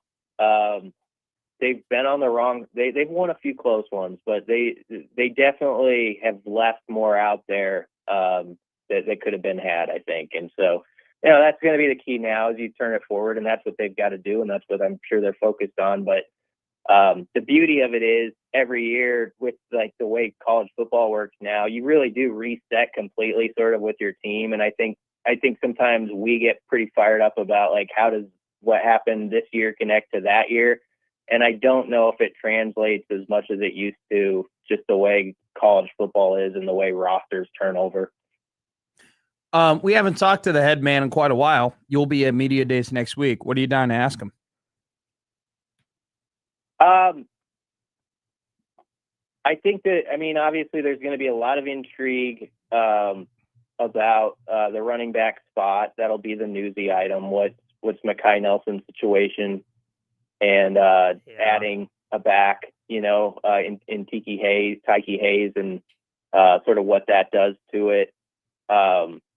I'm interested in sort of how he thinks this team's like where their mind is at, because they have kind of quietly just put their head down, which I think is a good thing on the surface, and gone about their business. It's been the quietest off season. I'm sure of this. It's the quietest offseason since I've covered the team around Husker football ever. There's been interesting information, but like it's just sort of been a tempered reaction to everything by fans. And I'm saying this not like in a negative tone. Like I wonder how it works for him, and I'm kind of curious to explore that with the guys if it's been useful, sort of with attention in March got focused on like the basketball team and their run and all that stuff more than it has in the past. And there were all these sort of other things that were pulling at people. And I think it was kind of healthy for the fan base in a way. And maybe it was for the football program too. And so, it's curious to explore that. I'm always interested, like from the guys on hand, it's Lindenmeyer, Andrew Marshall, and Justin Evans. Those are three guys who are not going to speak out of turn, I don't think. And, they're going to keep it pretty on the course. But you do sometimes pick up some, like, watch out for this guy type of stuff. There's some nuts and bolts stuff that's always sort of interesting about, like, this is a guy you're sleeping on a little bit that's going to matter to the roster. And so that's the sort of stuff. I don't think it's going to be a big headline event for Nebraska other than the whatever comes out of the running back discussion. It would be so funny if they were to win 9 games this year, and then next year for the offseason, everyone goes, shut up. Nobody talk about it. Be quiet. We don't, no one say anything. It worked for us last year. Nobody say a word. Yeah. that I mean that there would be a couple people who'd probably try that. But just take like Anthony Calandria. I think like he's a really interesting player. Nebraska's got a new O-line coach that brought in a group that you can definitely have a optimistic feel about what they could be up front, and they got a new D coordinator. So there's been three massive things right there: point. Quarterback, O-line, D coordinator, and still. It's just sort of been, I mean, there's been talk about it, but people are like, yeah, we'll see. It's kind of like that's where it is right now. We'll see where it goes. And that could be useful to Calandria too. Like he's been probably the least hyped QB, even though I think he's one of the more interesting ones they've brought in, like that's played a few years in college. Absolutely. All right, Brian Christopherson, Huskers 24/7, the best as always. We will talk to you next Friday, and this time, next Friday, we will have heard from Matt Rule for probably, I'm going to guess, in total, on the podium, opening statements, plus questions being asked, plus the media scrum that happens afterward, plus all the other interviews and podcasts. We'll probably have about 2 hours of Matt Rule content to go through. So it should be incredibly exciting, and we look forward to talking to you then. And enjoy Chicago, my friend. All right. Thanks a lot, Matt. CABC, Brian Christopherson, Huskers 24/7. All right. Odd news here on a Friday. Going to be a good time. And at 12 o'clock, we'll go to the polls and we will see what y'all selected in terms of one loss that you could turn into a win during the Matt Rule era. All that and more here on Middays with Matt.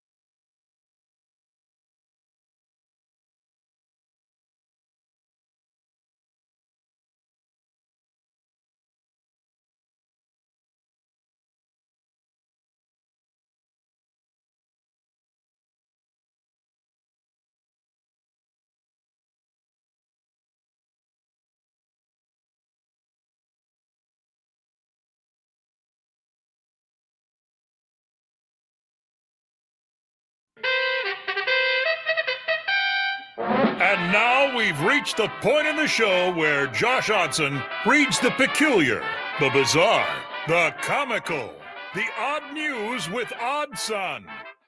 Odd news, Odd Son. See what we did there? The odd news with Oddson. J.O., fire away. I just want it on the record. I'm doing this segment under protest. I'm in no mood. No mood. It's all your fault. Not my fault.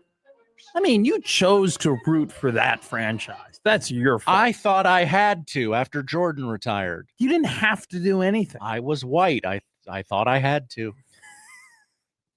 You laugh. Well, Not a joke. You could have rooted for the New Jersey Nets, you know? Whoa. What?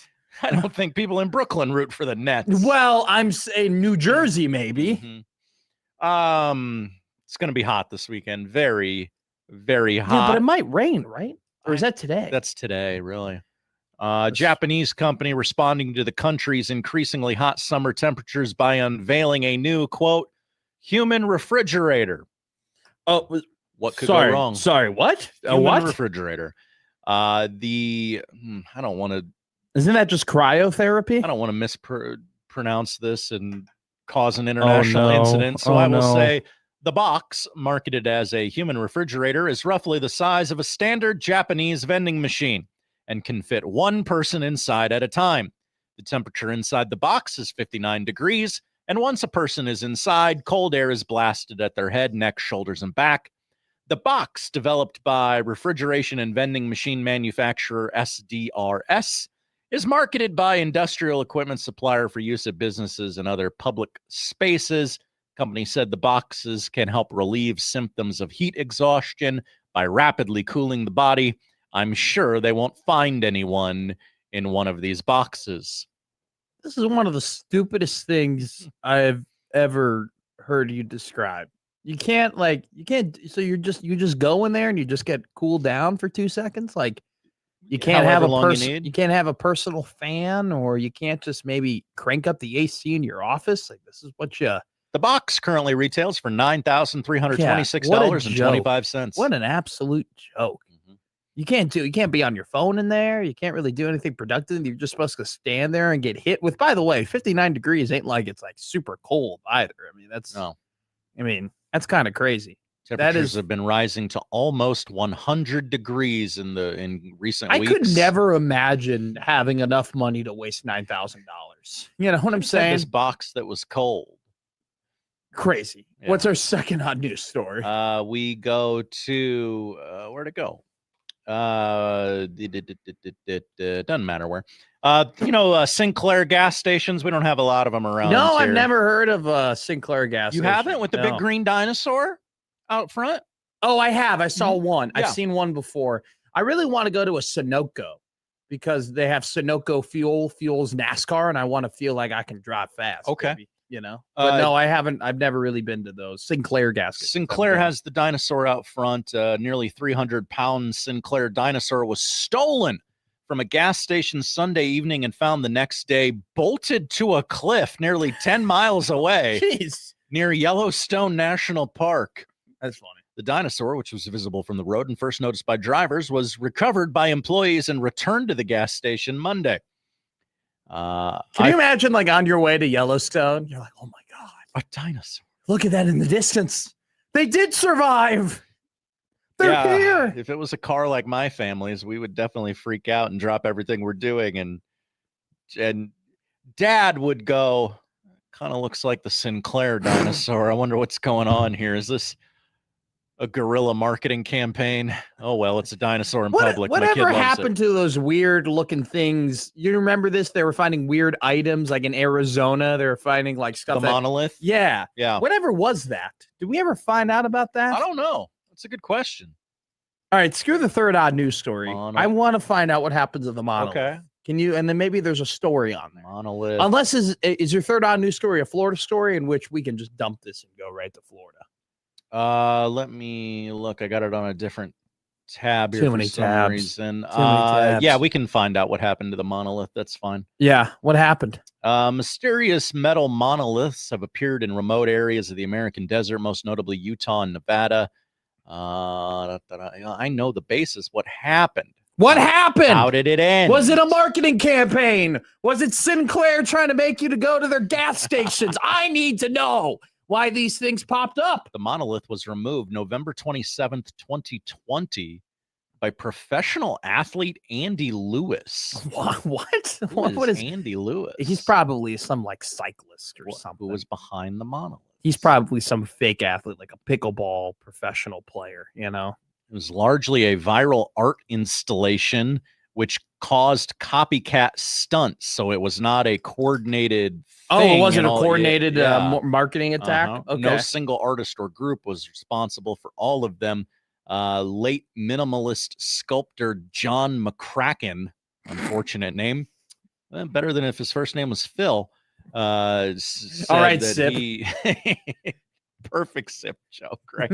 Jeez. Sorry, it wasn't a more exciting story on the end of the monolith. Can I be real with you? I thought the monoliths would be way better. You know, you got to have a plan for when people go, "Hey, what's with all these monoliths?" You do. You know what? Conspiracy Week. We'll find out about the monoliths here on Middays with Matt. Let's take a break. 16:20 zone and go to the poll question coming up next.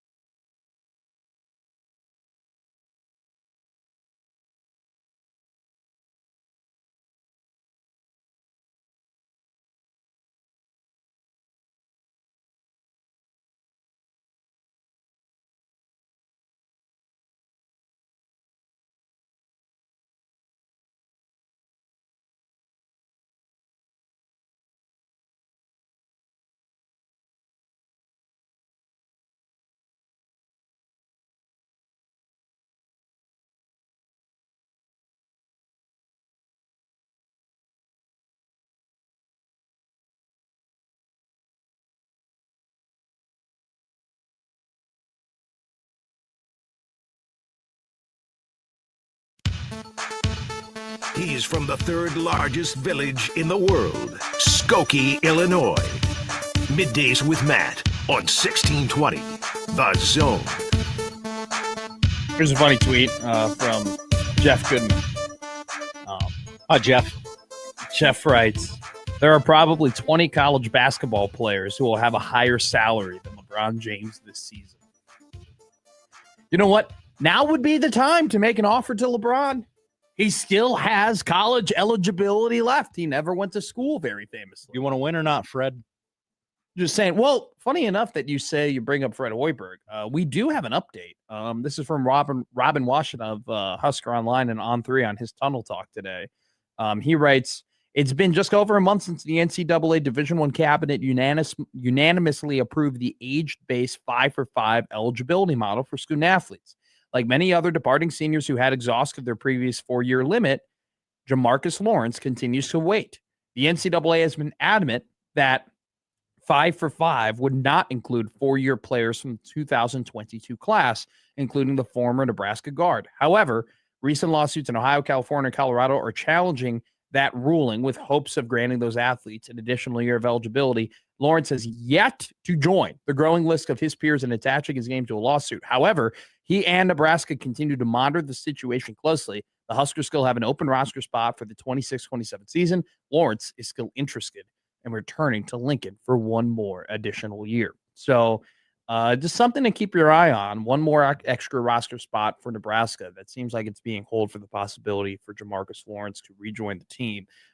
It would be very much welcomed. It's funny. I've been thinking of the Nebraska basketball starting five, and in my head, at least, it's pretty set. You know, Lenhart followed up by Frager, then Sanford, then it would be Sam Warren and Bowden Kapke. You'd be curious as to where Lawrence would fit in there. Would he just, take Lenhart's spot and just be the starting point guard? That's probably the most obvious decision to be made. But I do want to remind people that Jamarcus Lawrence in his career at Nebraska has been a pretty phenomenal spark plug in terms of coming off the bench and keeping the second unit afloat. And, the height that you have with Frager, Sanford, and Lenhart kind of allows you to play Lawrence, because you would have Lawrence at he's 6'2", I believe.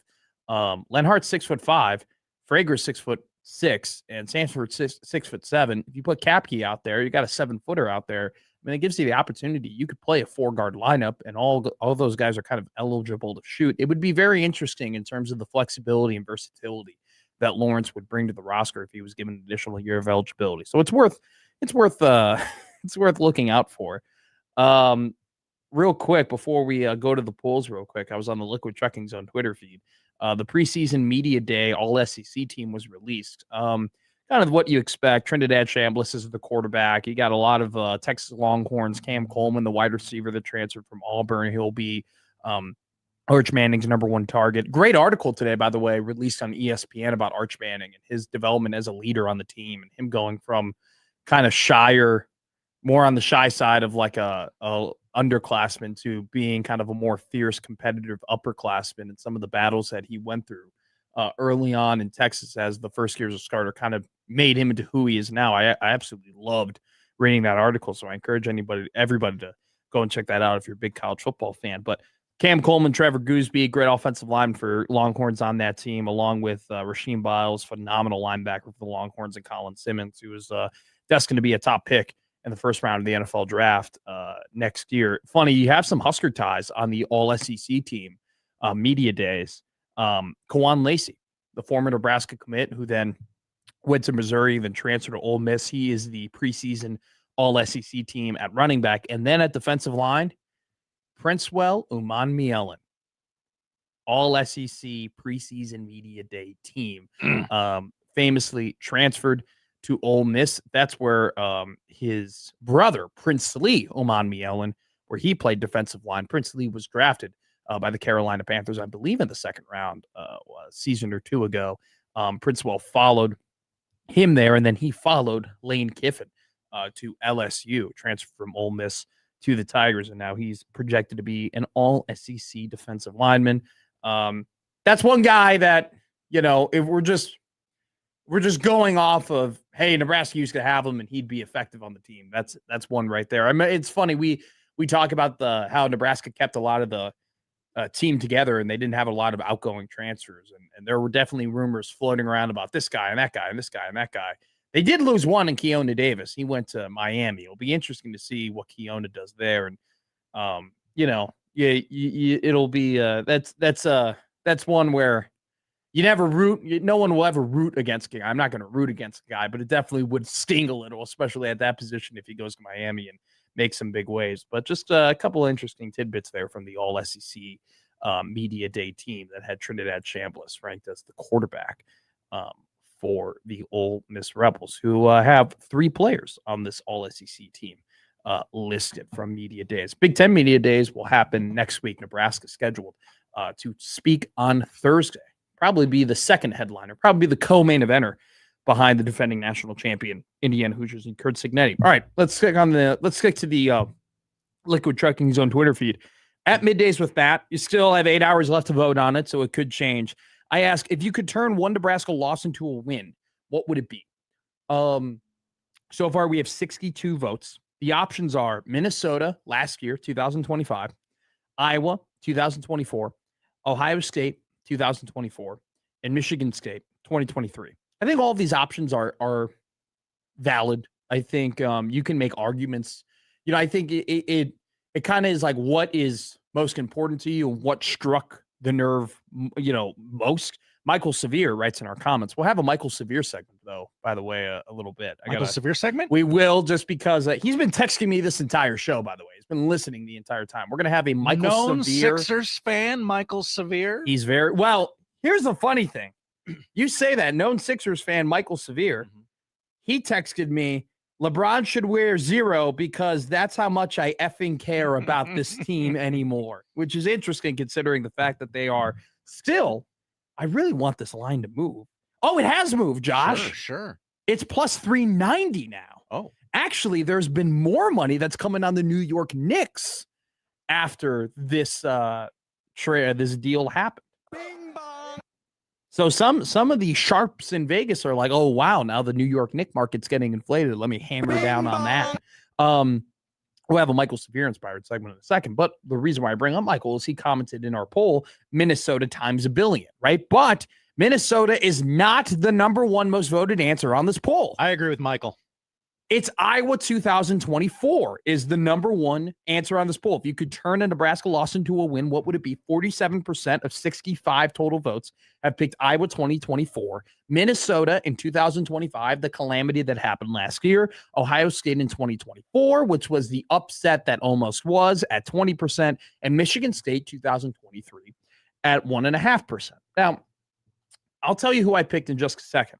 But I think that, for me, I'm going off of what would change things the most right now. Like, what would affect things the most if one of these losses turned into a win, right? What is the one singular result that could alter our current reality the most on this list? And I think that a lot of people would immediately jump to Minnesota 2025 and say, man, if they won that game, they would have been 8-2. They would have had way more momentum heading into the USC game.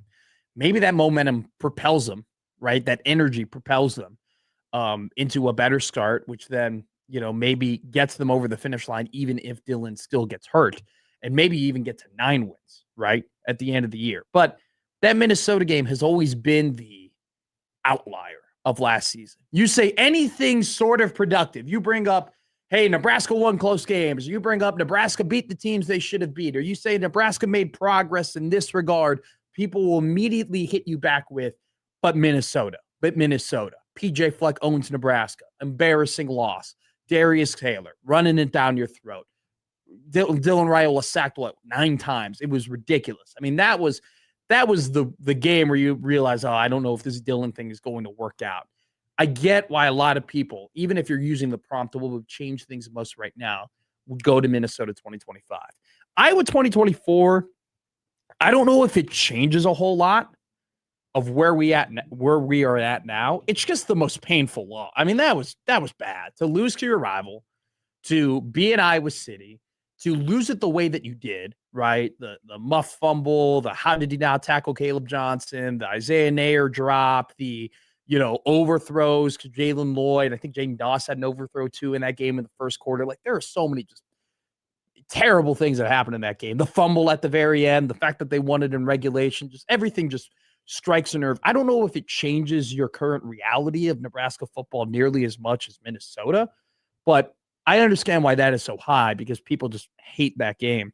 Ohio State 2024 being third makes a lot of sense too. Just because that is the win that you hadn't had. BC called it that, right? When we were talking to them. Nebraska, just unlike so many other teams in the country, just haven't had that outlier game that for whatever reason you play that game and you're just better than a team that is favored by a ton of points on the road in Columbus of all places to win that game. It would have been, if not his best, definitely a top 3 Matt Rule win in his career. And people, how much would we hang our hat on that win if Nebraska pulled it off, right? I mean, they would have ended up having 7 regular season wins. They probably, make it into a better bowl game. Maybe they end up winning that bowl game. They get to 8 wins in year 2. Like there's some momentum conversations to be had for sure with that game. So I understand as to why people go, man, I would love. And by the way, if we're talking about a game that changes history the most, Ohio State 2024. Ohio State doesn't make it to the college football playoff if they lose that game to Nebraska. They don't win the national championship if they lose that game to Nebraska. Where is Ryan Day right now if they go 9-3 that season and don't even make the playoff that year? Probably a coordinator somewhere. Probably. Maybe. I don't know. Or maybe he's like Arkansas. Maybe he'd be the head coach of Penn State. Oh. How crazy would that have been? Yeah. Bring Brian Hartline and the boys over to Penn State. Hartline now the coach at South Florida. Josh. Matt. Though none of those games were my pick as to one loss I would reverse to a win. I might be the only vote. I picked Michigan State 2023. Now. Okay, show your work. I think you can make the argument that you could have picked any of the close losses in 23. You could have picked Maryland. You could have picked Minnesota. You could have picked Iowa, which is also a terrible loss at the end of that season, for the argument I'm going to make. Because I'm talking about what would affect our reality the most right now, right? What would change things the most right now? And I think something that we don't talk about really ever is this what if. What if they made a bowl game in 23? What if they had those extra practices in 23? What if they had that extra time to develop, to get better? What if they make a bowl game in 23? They go to the Bad Boy Mowers Pinstripe Bowl. Hell yeah. And they win a 7th game that season. They have 7 wins in 2023. That is way ahead of schedule. 7 wins in 2023. That's more than what Matt Rule had in year 1 or year 2 in his 2 stops at Temple and Baylor. Whoa, they would have played Miami in that Pinstripe Bowl? Oh, geez. I don't know. Nebraska, Miami at Yankee Stadium? Oh. But I'm throwing it out there because you have the extra practices. You'd have an extra win. You'd have an opportunity to play another game. That's great for development. And then imagine having 7 wins, right? And then you get Dylan. Then you get the momentum of him committing, having your 5-star quarterback committing when you are now, we'd be talking about Nebraska being 1 year ahead of schedule, right? Heading into the 24 season. Okay. You have 7 years from 23. Then you get Dylan. What type of momentum would you have heading into 24, right? Now you got to think also, too, of the financial part of it, Josh Hodson, right? 7 wins in year 1. Your 5-star quarterback just committed. What's 1890 doing? What's the NIL looking like, right? This is also a year. This is also a time heading into 2024 where you don't have the house settlement, right? You don't have the CSE. You don't have the clearinghouse. Texas Tech and Cody Campbell haven't really occurred yet. That's the next year, right? So it's wide open from a spending perspective in terms of, could you get better players in the 2024 transfer portal cycle, right? Could you, they got Nayer and Banks heading from 23 to 24. Could you get better players than that? Could the momentum make people look over and say, hey, you get a step above that? And if you get a step above that, what incremental progress in terms of wins could be made? Do you go from then having 7 wins in 23 because you had the extra practices, you had the development, you had the extra win, you had more momentum going into 24. Could then you add another win in 24, right? Do you win one of those 24 games that maybe you lost?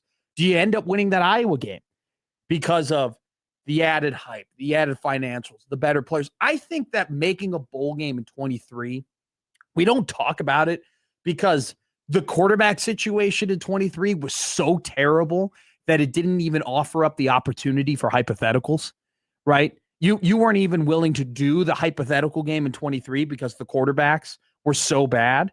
But I think that making a bowl game in 23 had the potential to have a snowball effect.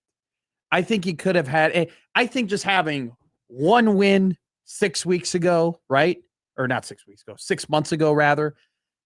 How much is Dylan still here in 2025 heading into the 26th season if they win that Minnesota game?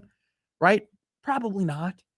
Right? Do they do a little bit better in the transfer portal? Maybe, right? Do they have more hype? Probably, yeah. But I think that making a bowl game in 26 and being able to say, hey, look at how far we are ahead of our game. Year 2 is supposed to be the time we win 7 games.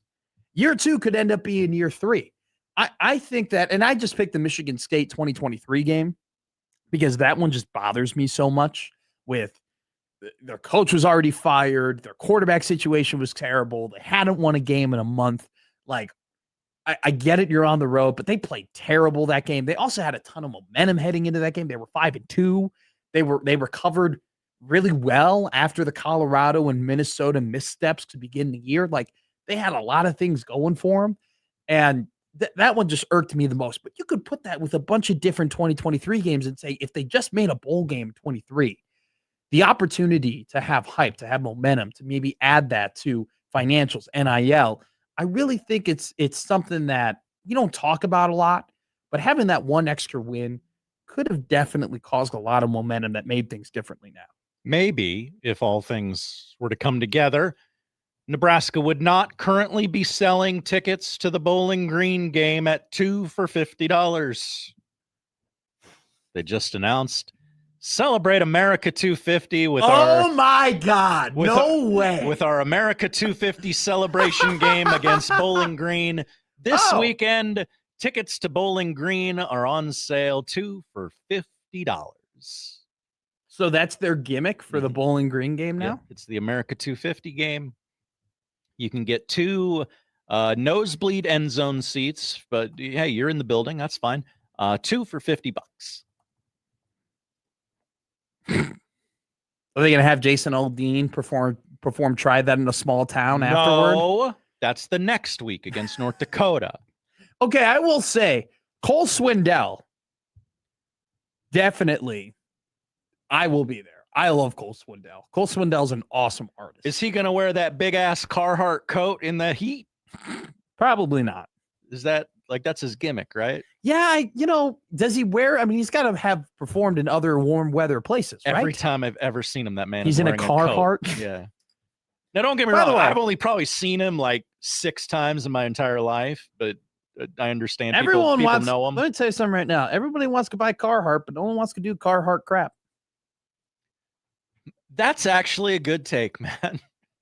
It was a great tweet from a couple of years ago, and I couldn't agree with it more.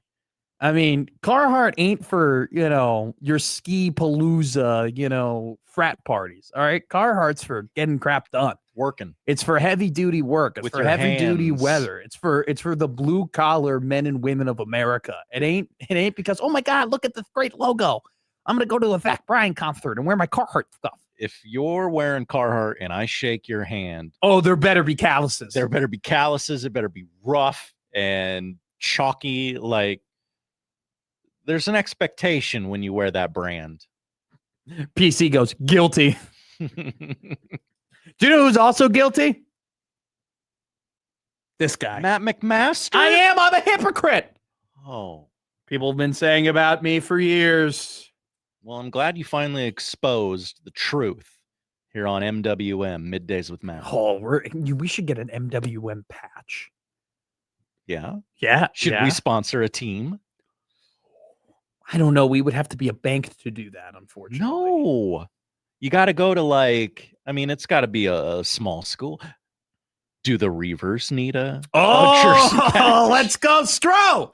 Get on the line. I'll give you $150. I'll match that money.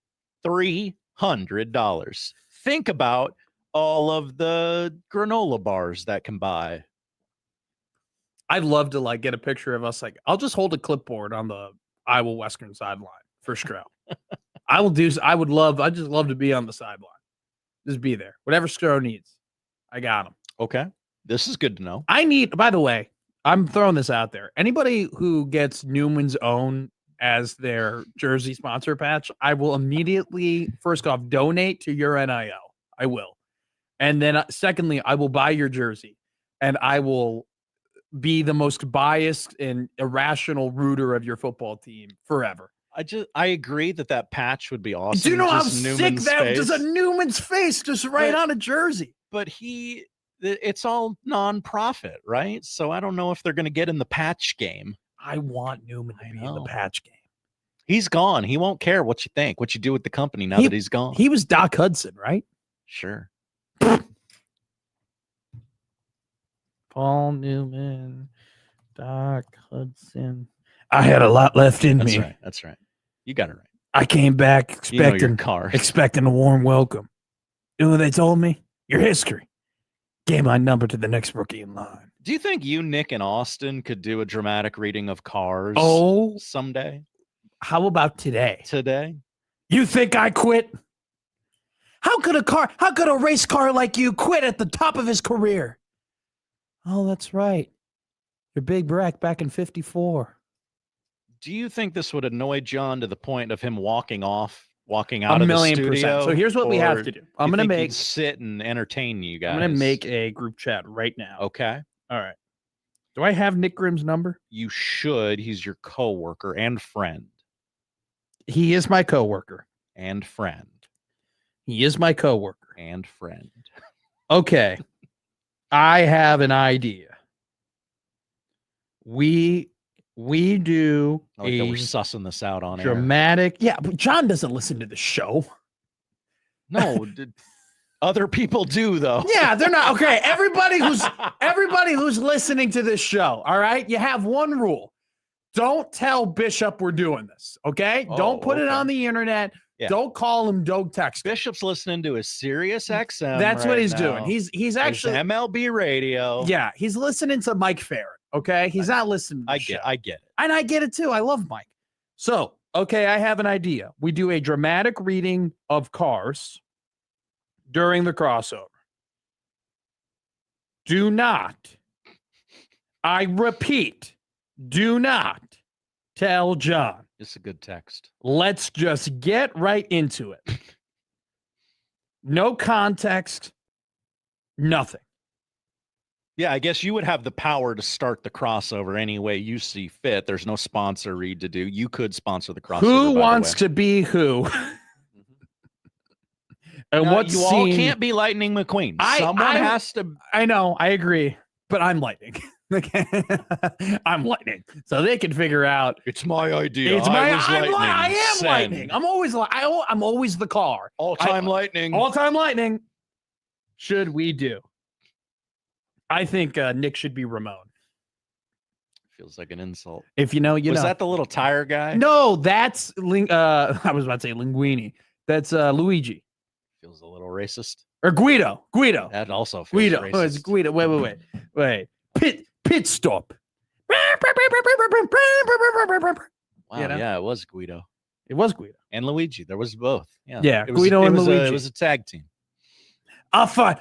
Black ball tires, they blend into the ground. White wall tires say, look at me, love me. I know we give you guys crap for loving that movie the way your generation does. It's a good movie. It's a great movie. It's a phenomenal movie. All right, let's go ahead. Let's take a break. Austin has responded. What scene are we doing? This is happening on the 1620 Zone Radio Network.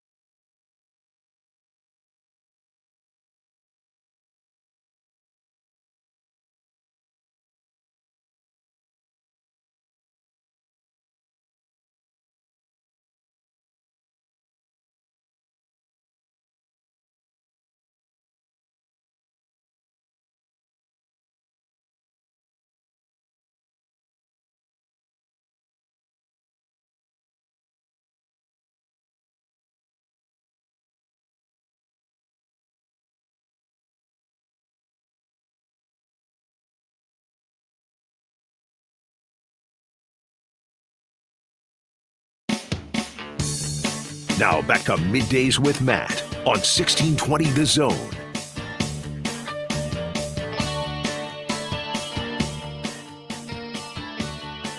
You know what everybody loves?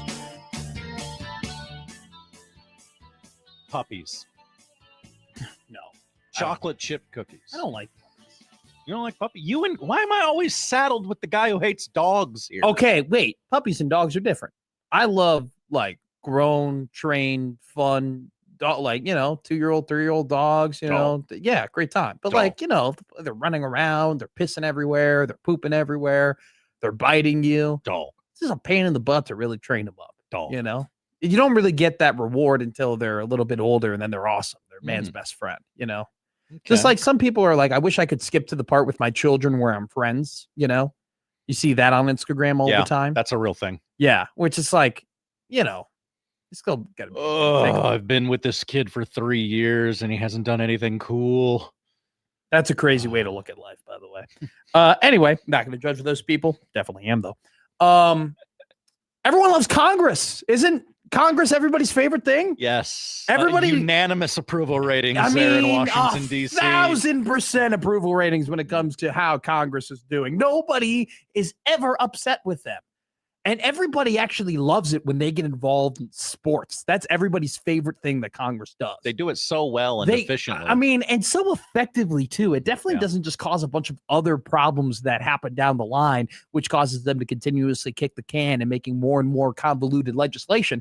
That's never happened before. Interesting. Very interesting concept. Congress is awesome. I said it here first. They're incredible. But unfortunately, make a graphic. Unfortunately for college sports, at this point, according to Pete Thamel, it does not seem like the Protect College Sports Act is going to get on the floor of the Senate before Congress takes its August recess and then the November elections that will be happening this year, which means that it might be quite a while before we get a resolution on the Save College Sports Act, which people are willing to play ball. The legislation definitely targets the Big Ten and SEC, and their hope is can completely limit its power by minimalizing in the long term the financial advantage they have on their media deals with TV networks, along with the fact limiting their power to add more high-level athletic departments to their conferences. Right, that's what the bill is doing. They want to pool media rights and they want to limit Big Ten and SEC adding teams to their conferences. And Greg Sankey, said some interesting things, at the SEC Media Days about what he thinks about the Save College Sports Act, which everything he said kind of told you, we don't love it, but we're willing to play ball. Like he talked about, we need more added language. We need more clear language. We need to see some tweaks essentially. So it just seems like with the Big Ten and the SEC and individual teams specifically not supporting the bill, there are definitely some mountains to climb. I think the biggest mountain to climb is that this Save College Sports Act is going to give power to the people who screwed up this thing in the first place, which I think is probably the biggest issue. But we still have a long way to go before any of this stuff gets sorted out. But I thought that was a valuable update. Let's talk about real quick. Matt McFuture is over here. The best future is better in America. This is documented and proven statistically. So I texted my friend. Okay. Broncos plus 2,000 is tempting.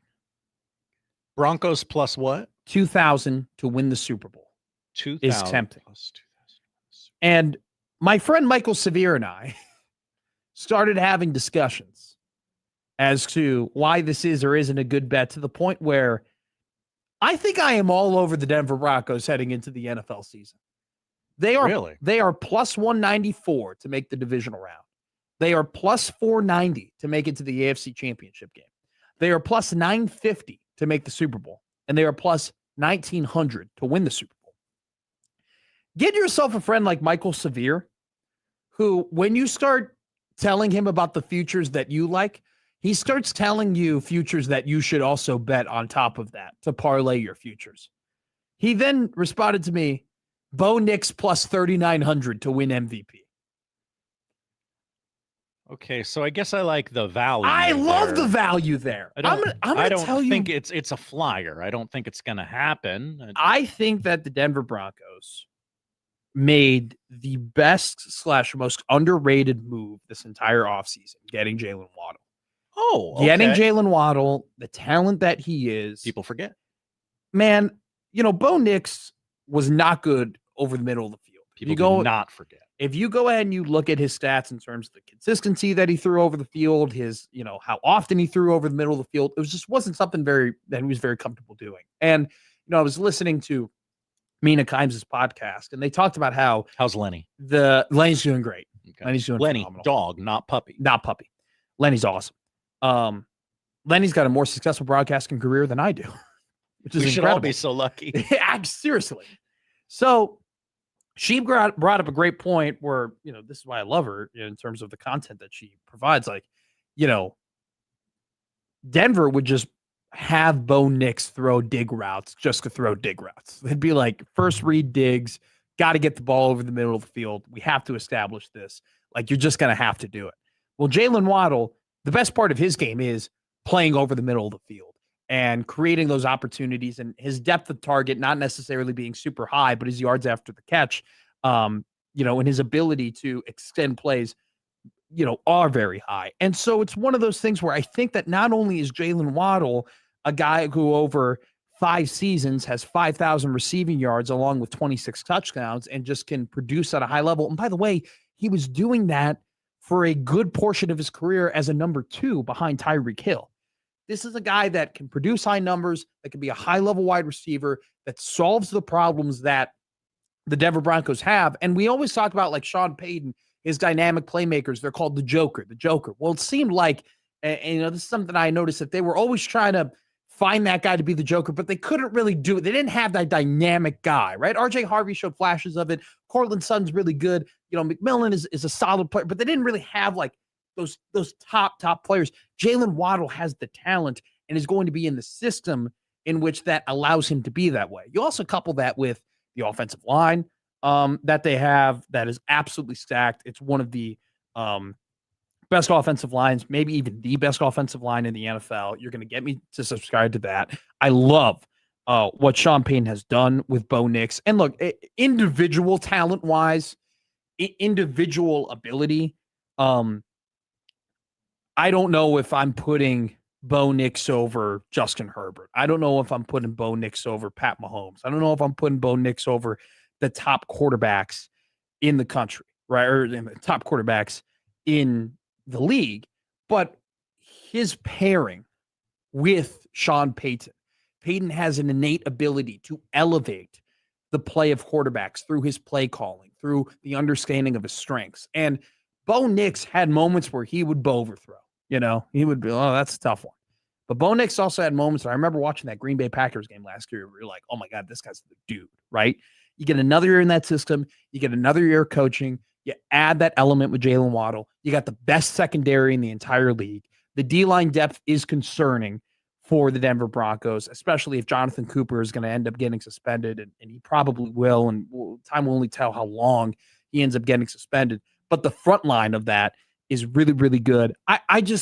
This team was a game away, and even with their backup quarterback in Jarrett Stidham, they were plays away in the AFC Championship game to make the Super Bowl. And so, Michael was telling me, well, Bo Nix is going to have to play amazing for them to make that run. He didn't play that great. In the playoffs, he had under 60% completion percentage. He didn't light up the world in the playoffs. Like, it's not like they made it to that point with him being incredible. If you look at all of the teams in the AFC, the quarterback that probably could play the worst, but his team ends up going to the Super Bowl is Bo Nix. Bo Nix has less weight on his shoulders than Mahomes, less weight than Herbert, less weight than Lamar, less weight than Allen, right? That Denver Broncos roster, top to bottom, is probably the most loaded in the NFL. So I think their value, even not only just, hey, win the Super Bowl, because that's really hard to bet. That's probably not a future bet I'm not going to make until November, maybe even early December, right? That's where I think you get some really good value in that. But plus 194 right now to make it to the divisional round, plus 495 just to win a divisional round game I don't know, man. I think it's tempting. It's something that I might hammer right now because, I mean, we'll see what happens with training camps and injuries can happen. Nick Skirton tore his ACL yesterday. Terrible loss to the Carolina Panthers. Like, that's going to happen throughout the league. But I'm buying a lot of stock right now in Denver. I think in terms of value, they have a ton. And look, AFC's wide open. There's so many different things that can happen. It's like rolling That's an what I was gonna 8-sided say. die. Yeah. Like there's a lot of go ahead, Josh. If you're a Broncos better, you're probably saying, okay, I bet the Patriots can't do it again. Joe Burrow's a ticking time bomb. Maybe Mahomes doesn't come back healthy. The Chargers will never do what everyone says they're going to do. And then Josh Allen and Lamar Jackson will just, implode like they always do. And maybe the Broncos are the only ones left standing. Denver's D wins them games, not Bo Nix. He might be the 20th best quarterback in the league. That's from Steve. Look, I'm not going to disagree with the fact that the surrounding units of Denver definitely outweigh the impact of Bo Nix. He's not the 20th best quarterback in the league. Come on, Steve, get out of here. He's a very, very good quarterback with a ton of talent, with a really good supporting system. He just needs to take that next step. Take that next step and get back. Guys, maybe this is come as on. good as he is. No, stop it. Stop it. Watch the film. Watch the tape.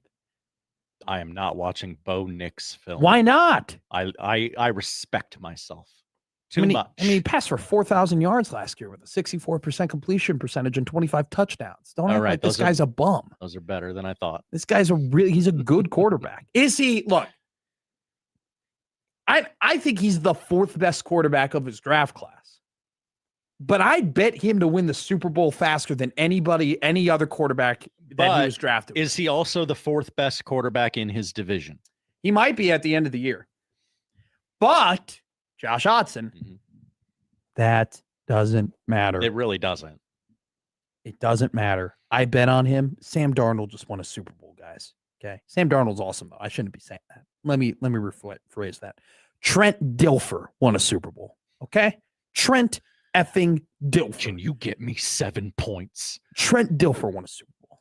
Okay. Could you imagine being threatened by Ray Lewis in a helicopter? No, imagine. No, I can't. And frankly, I don't want to think about it. Let's take a break. We got to talk.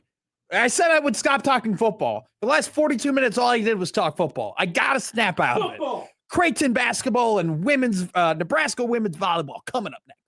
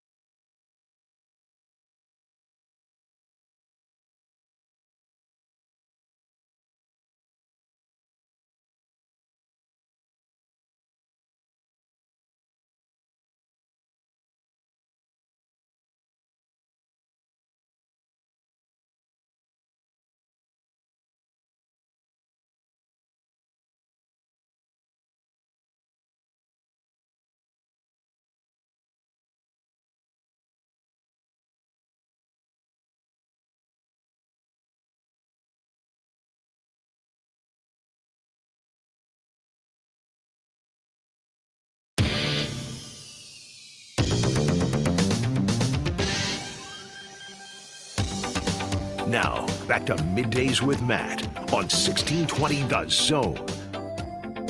Hey, don't forget to be on the lookout for our Road to Wrigley Sounder contest. You're going to hear a sounder at some point during the show. It already might have happened, by the way. But you might hear it throughout the other shows or next week or whatever it might be. You might hear the sounder. It sounds like, hey, everybody, Harry Carey here.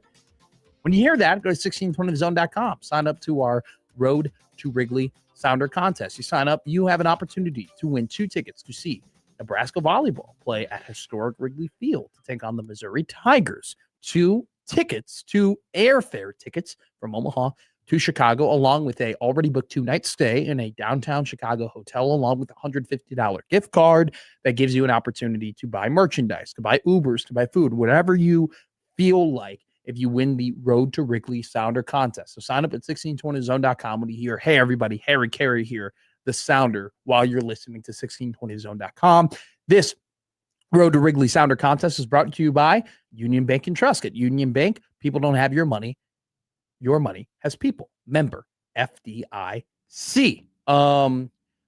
Speaking about the traveling circus, which is Nebraska volleyball playing at Wrigley Field in September, along with playing in Las Vegas and playing in Dallas, Texas, amongst other places.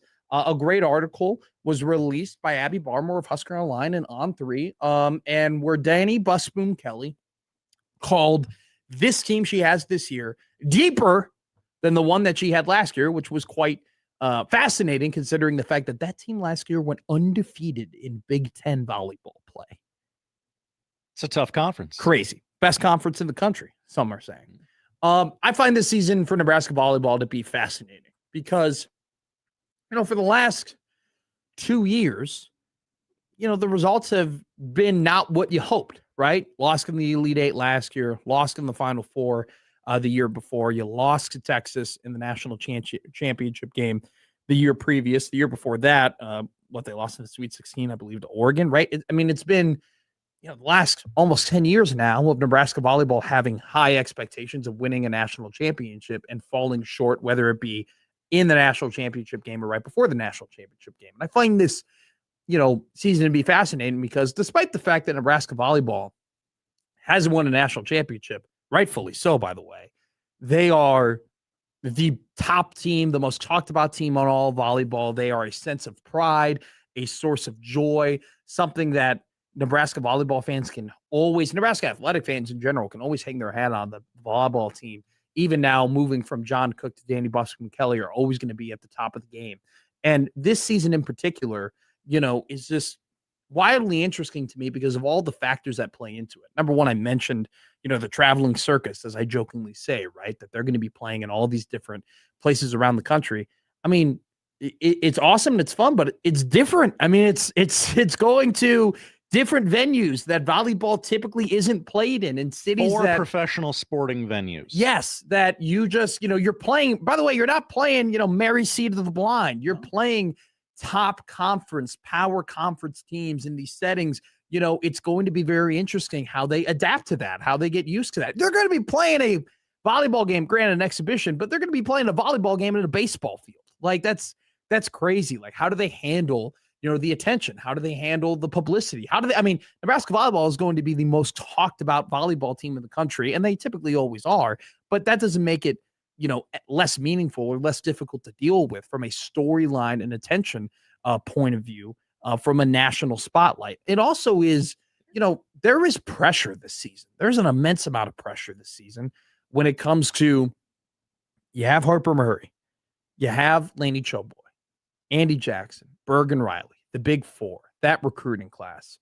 We've been waiting. We've been anticipating. We've been thinking not just when are they going to win one national championship. The conversation has been how many are they going to win, right? That is the type of hype. That is the type of excitement. That's the type of players that these athletes are, that you're skipping not just one step, you're skipping all the steps. And the last 3 seasons, whether it be in the national championship game, the Final Four, or last year in the Elite Eight, they haven't been able to get it done. There's a lot of pressure that goes into that, right? And then you want to add a different layer, a different detail to this. you don't know if it is the last dance anymore, right? Because you have this 5 for 5, this extra year of eligibility. And so now you kind of have that hanging over you where it's almost a little bit better if you knew for certain that this was it, right? Now you kind of have those questions of like, what are the decisions going to be? Is it going to be for the future? Is it going to be for the now?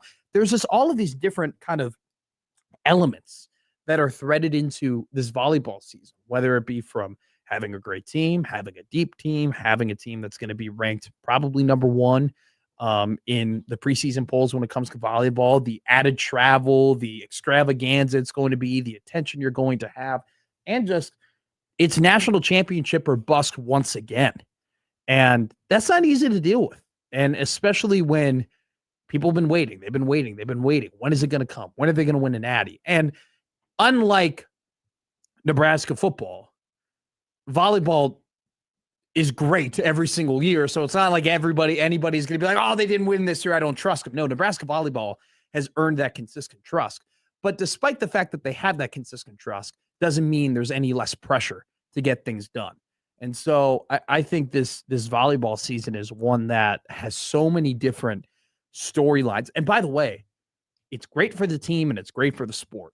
Because when you have storylines and you have narratives, that means that you have storytellers. And that means that you have people who are invested in them and people who are writing about them, people who are paying attention about them. And that's what volleyball's always needed, more attention. Because the product has always been there, but the attention is rising. It's because of Nebraska volleyball. Be great for the sport, be great for the athletic department if they won a national championship. Let's take a break. Austin Jacobsen coming up next here on Middays with Matt.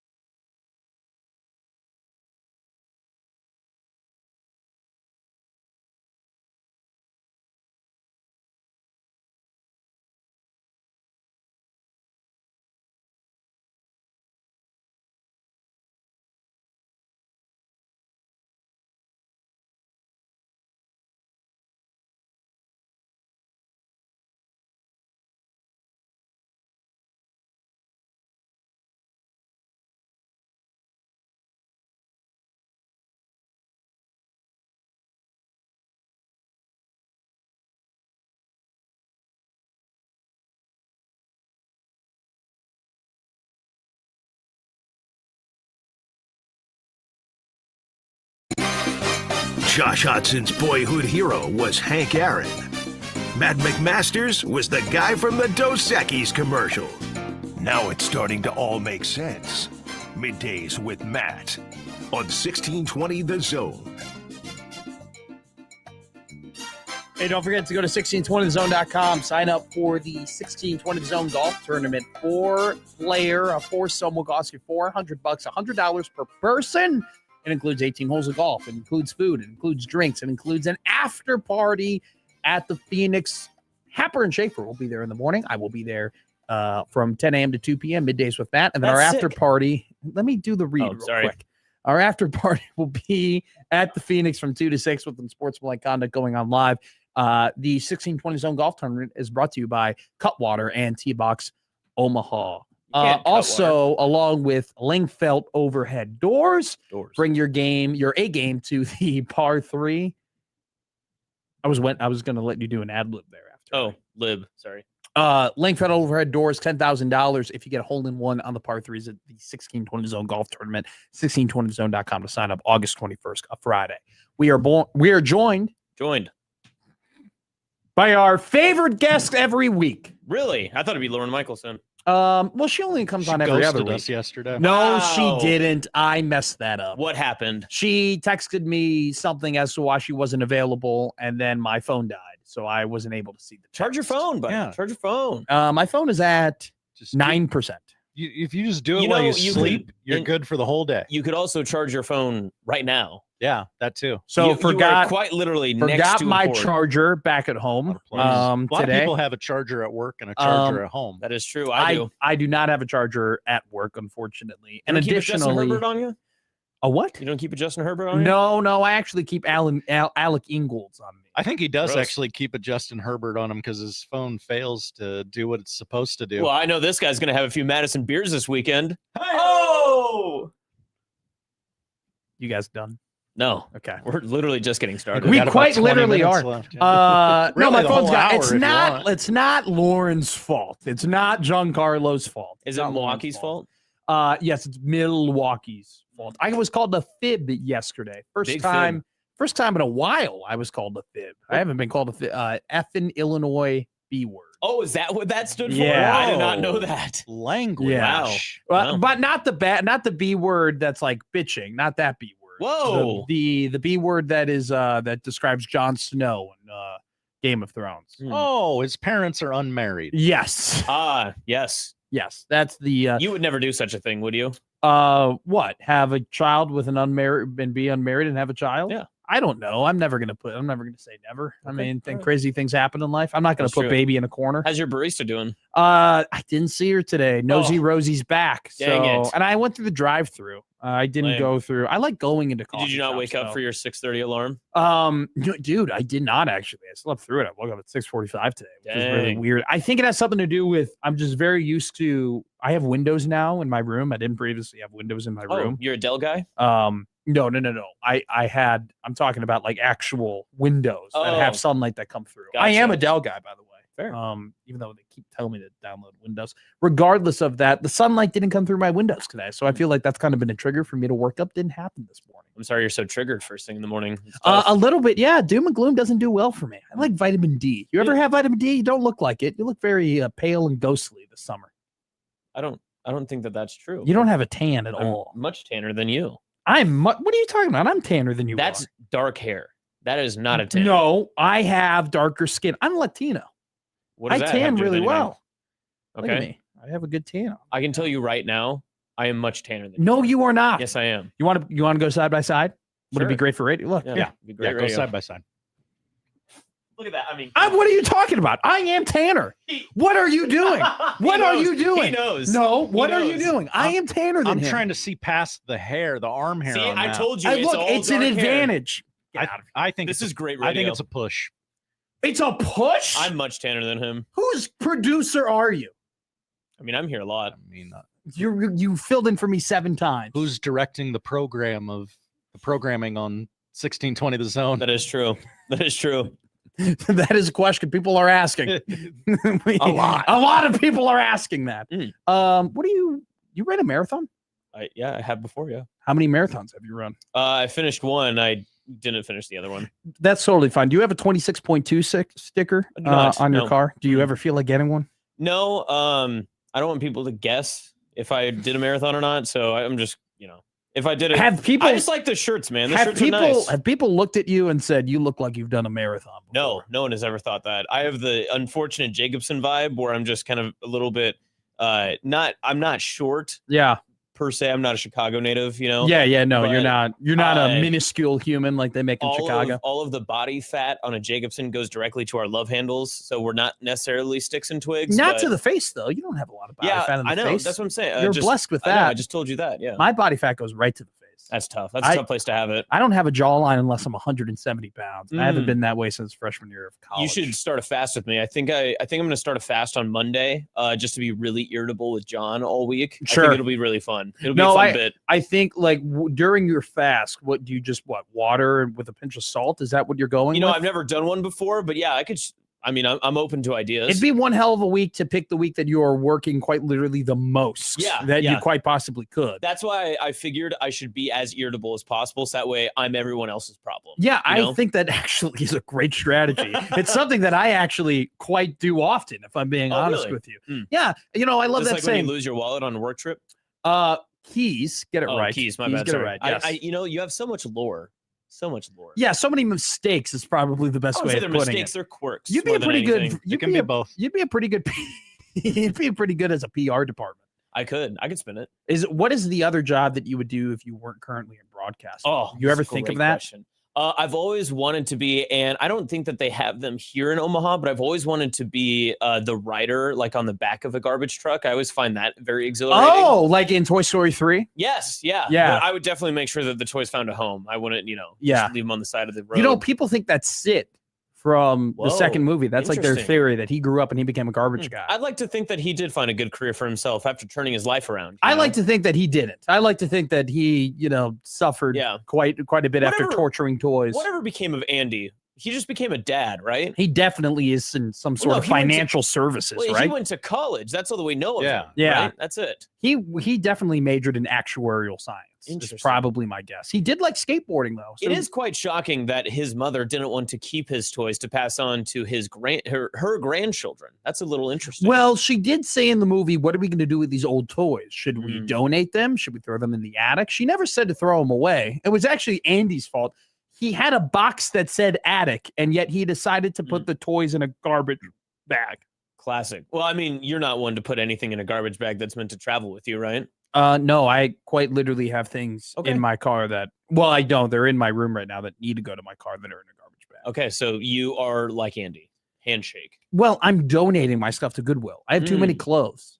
I have that problem too. Has your fiance done that with you, where she goes through your closet and she just eliminates? That to her. No, I am a trad wife. I don't know if you've picked up on this yet, but I haven't really. You don't come off as one.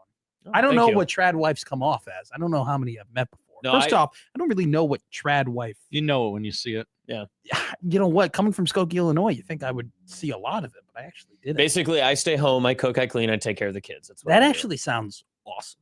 It's very nice. Incredible. But then, I had to get out of the house, so I have this broadcasting job. So, do you tell her you're just like, I don't like that dress? That seems like a pretty bold step. No, I usually say, hey, this has a lot of holes in it. Or I say, how old is this? Do you think it's time to move on? That's in holes in apparel are in. Not necessarily. Depends on where the holes are. Yeah.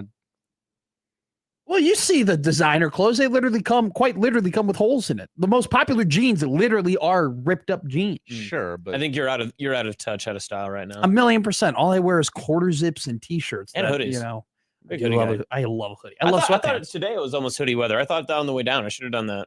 Should have done a hoodie. I put on a t-shirt today, and then I was just like, I need something to put over this. But I've been totally fine rocking the shorts and t-shirt to the radio gig. It's been a good day. That's probably an underrated piece of working in broadcasting is that what is the dress code? You know? Yeah. No, I've never had to worry about that, which is very nice. You guys could come, dressed for work in a polo like I am. Polo? Josh, you were in a dinosaur button-up yesterday. It had a collar as well. I don't know if you guys noticed that. Have you ever come to work in a non-collar, Josh Hodson? Oh, yeah. I was about to say, what are we doing here? What are we talking about? There's nothing wrong with that. By the way, starting next weekend, I would like to be referred to as Coach Matt. Okay. Why is that? Because I'm going to be a coach. for hockey. Oh, that's sick. I know. You great. took over for Omaha, or what's going on? I have to get everything ironed out, but it's Oh, okay. no, not college. Not Oh, college. okay, Not gotcha. college. Okay. No. The Utes. Utah. Yeah, That rocks. I'm new Morgan Scally. Mm. I'm the Morgan Scally of hockey. Morgan Scally? Morgan You can't Scally. say that just because he's from Utah I'm not doesn't mean saying that. no. Matt. He's playing for the other Mormon. He's not playing for the Mormon school in Utah. Mm. How was Gretna yesterday? Gretna was a lot of fun. I've never been on that downtown area, and Tell us about this thing. Yeah, it looked. I retweeted it. It looked awesome. Thanks for the retweet. It looked. Well, I didn't retweet it because of you. I retweeted it because it was a sick picture. I didn't because I'm a company man. But Bang. go on. This guy rocks. Well, I would support Austin Jacobsen. Thank you. No, it was really cool. I didn't. So the most that I've known about Gretna is obviously just the high schools, and then kind of that main strip. What is that? 204th that kind of goes all the way north south from there to Elkhorn. From the interstate exchange, all that sort of stuff. But the downtown area is super cool. It was the Battle on the Bricks. It's the second annual event they did. Last year they did, I think it was like the Battle on the Diamond or something like that, or Duel on the Diamond. It was something like that. And they did it out on the Gretna baseball fields where they laid out these wrestling mats and just had a great time. And unfortunately last year it picked up some wind. It got hot. And they had like dust and dirt and everyone, it was just kind of, everyone still enjoyed it. It was fun, but they asked themselves, what could we do differently? So they moved it to the downtown square. Now, Gretna, this is very unique to this area. It's not something that's unique to Nebraska. North Platte has done this many times. Broken Bow has done it in different capacities. And the wrestling aspect of it is very, very much North Platte. I'm really glad that Gretna picked it up, though. They made it their own, had a youth element to it. It was sponsored and created by the Gretna Youth Wrestling Program. They had Gretna East, Elkhorn North, York, and then some other, I think it's just some loose competitors showed up too from like different area schools. So pretty cool. It was a lot of fun. And I don't know wrestling as well. I like to get more into it, especially when we get close to the season. From my understanding, and especially talking with Cody Mainquist, who was there from Any Wrestle, he had told me there was plenty of state champions that were there. That's some awesome. National competitors, really, really cool stuff. And it just goes to show, I think wrestling in Nebraska at the high school level might be our most underrated sport, just in terms of evaluation and value. Wrestling, I think a lot of people in Nebraska really care for. And I've never been able to differentiate if it's the wrestling community, and that's just kind of how it always is everywhere, or if it's truly a Nebraska thing that Nebraskans and Nebraska wrestling kind of go hand in hand. Well, I mean, Nebraska wrestling has an incredible history, so it's one of those things where you're not and surprised. a growing fan base. I mean, now they're starting to get consecutive sellouts. It does have a growing fan base. It's one of those things too. You wonder, does Nebraska also take the step like Iowa did in doing women's wrestling one day? I would hope so. I think that would be something that would be awesome. Like I'm very bullish on the fact that I think flag football is going to be a really big sport for Nebraska athletics. I think that I'm playing a Hibner. You're really? They're playing a Hibner. Oh, are you going there? I mean, I don't know. Yeah. But they start another year, right? So they're going to do scrimmages this year, I believe. Yeah. And then next year is when they're officially in a league. And the big NFL endorsed flag football league is having their championships this weekend as well. I like how they said for the Battle at the Bricks, they said, what can we do better? And they said, less loose sediment is probably what we have to do in order to make this. Let's make this a little more solid, and also let's have better weather. Let's not make it 100 degrees. Let's ask Mother Nature very nicely to not screw this entire thing up. No, it was so. What's on your plate now for high school sports? Are you just waiting for football season at this point? You've done a really good job with the 7-on-7s. Yeah, so pretty much 7-on-7s are wrapped up because everyone's starting to get back into the school. As you know, some of the schools outside of Nebraska, they get back into school really early. Oh, yeah. And then some of them are even later. So some of them will be mid-September. Some of them will be beginning of August. So really those national competitions will wrap up. Right now, honestly, I'm doing a lot of my preseason, kind of just like building out the teams that I'm looking forward to seeing. I'm trying to look ahead on my week 1, 2, and 3 schedules. Sure. I already know where I'm going on week 1. Is that north-south? What was that? You going north-south? No, I'm going to go out to Kearney Catholic, and I'm going to watch Barry Kitchell and Ashton Greenwood go out to Kearney Catholic. I'm going to see if I can find a Thursday night game as well. I think that'll be fun. If there's like an 8-man game or something in Central Nebraska, I could stop by. And then that Saturday, for our Grand Island listeners, there is the Nebraska 8-man football showcase that's happening at Grand Island's Memorial Stadium, and they're going to play 3 8-man games there that Saturday. What date is that? I believe August 27th. It's the last Saturday of August. Okay. So, yeah. That should be fun. Will be. It'll be a Yeah, good time. you're totally right. It was weird, like, in Chicago, because you have the mixture of like, there's a lot of Catholic schools and then there's a lot of public schools. And typically you play some of those public schools early on in your season as like a quote unquote non-con, right? But like we would get into school in like August 12th. Yeah. And we would be playing teams where their kids haven't even gotten back to school yet. Like they get there in September 8th, is when they start their school year, which was always weird because my mom was a Chicago public school teacher.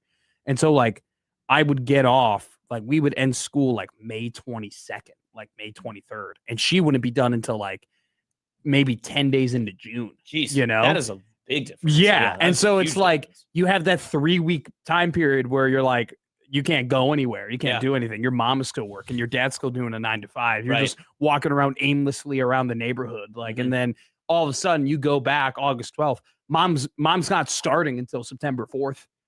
She's just like around. So it's like, she's like having the time of her life. None of the kids are home and she's just kicking up her feet. So yeah, I don't think it's that dramatic here, but I have heard of a couple of different schools just from like non-metro area where they'll start, right after Labor Day, but nothing more egregious than that. Do you think that last year, and you did a great job and Sauter did a great job too, talking about it in terms of like the discrepancy of scores. And, we had this constant exhausting at times conversation about school choice and how it affects athletics and the transfer portal and everything like that, super team, so on and so forth. Do you think that conversation and that narrative, do you expect it to be better, worse, or the same when we head into next year? It's going to be pivoted around how good Millard South looks again. That's 100%. That's how it will be. It's so interesting. I mean, it's a very honest answer. It's a very honest answer, but it's probably the most accurate. Millard South and Millard North play in that week 1 matchup, like you mentioned. They play at Buell Stadium, and there are significant transfers that are on both sides. I mean, obviously, Trey Taylor and Tay Ellis will be, some of them. Millard South has plenty of other guys that have either, taken a step back from football and are now back on the team that people will call them transfers. They've been at Millard South the whole time. There have been other kids that have obviously transferred in. And Millard North, Torrey Pittman III is now officially a Millard North Mustang. Like, he's no longer with Omaha Central. He, went to 144th and Pacific. But I think that game itself will probably determine how we start the conversation, because if Millard South opens up with this big win and they blow out like they have been, and it's kind of Millard South to what we expected, everything that they did last year, they'll just say, once again, the high school heads here and, the people that just are pure high school football guys, that sort of stuff, they will say, well, this is what's wrong in the world, blah, blah, all this other stuff. Not taking into account that Trey Taylor and Tay Ellis are not even from this state. Yeah. They just kind of came in and floated in, and an awkward conversation to become a part of. But then on the opposite side, if Millard North wins, and let's say Torrey Pittman III has this big explosive day. The portal's great. Exactly. So portal's awesome. Yep. Gives you more opportunity. Look at Millard North. They had a great end of the year last year. They were able to capitalize on it to get some really good players, and now they're competitive again. Yeah. And the scoring discrepancy thing is, it became more apparent and more obvious because Millard South was the one doing it. And it was an Omaha school that was doing that to Omaha schools and OPS schools. There were games being canceled. This is something that Mike did a great job of last year that talked about. And I think it's something that doesn't get brought up because it's not on our radar until it becomes a part of our conscience, right? We didn't realize that these scoring discrepancies happen across the state in all classes at all levels, except when it happened here, being Omaha. Sure. Because it was the largest city, because it had the most media coverage, because more people were going to the game and there were more eyes on one program for that reason. Yeah. I do think there was a little bit of a numbers discrepancy, though. Like it does seem like, the classes below Class A have more schools, right? So it's kind of hard to do a cold vanilla number on it in terms of like actual quantity versus percentages. But I do think what I will say though is that blowouts they're going to happen everywhere. Something that and they happen in every sport. They happen right? in every sport. Yeah. They happen at every single level, and there definitely was an amped up piece about it because of the fact that there are so many guys who are going to play college football on the Millard South team. And I think it'll be a wait and see. And I think that the narrative of last year will either be justified or either be looked at as it was blown out of proportion based on how things continue and how things trend. I think it's interesting. At the same time, I know you fall in the same camp. I would just much prefer to focus on the kids and focus on their performances and focus on who's playing well and who isn't playing well, as opposed to getting into the whole macro narrative conversations, albeit someone who is very new to this world, I'll let you boys have that combo. Yeah. I'll sit to the side and I'll throw pieces of paper in it and ask you all the questions. But I think this football season will be wildly interesting. Yeah, I wildly. Yeah, we have a lot of fun narratives that will be going. I think West Side versus South in Class A will be one that everybody follows. That Week 9 matchup, and obviously wherever they end up, either in postseason or the state championship, will be one that people follow in A. B is once again pretty wide open. You have a lot of strong contenders. Probably not as a deep pool of contenders like we saw a year ago, but Waverly will be very good. Creighton East will be very good. Those would probably be my 1 and 2 as we get ready. But you've got plenty of other teams that can show out, and I think Norris will be competitive. Seward, I've always appreciated what they do down at that program there. Gretna will be good.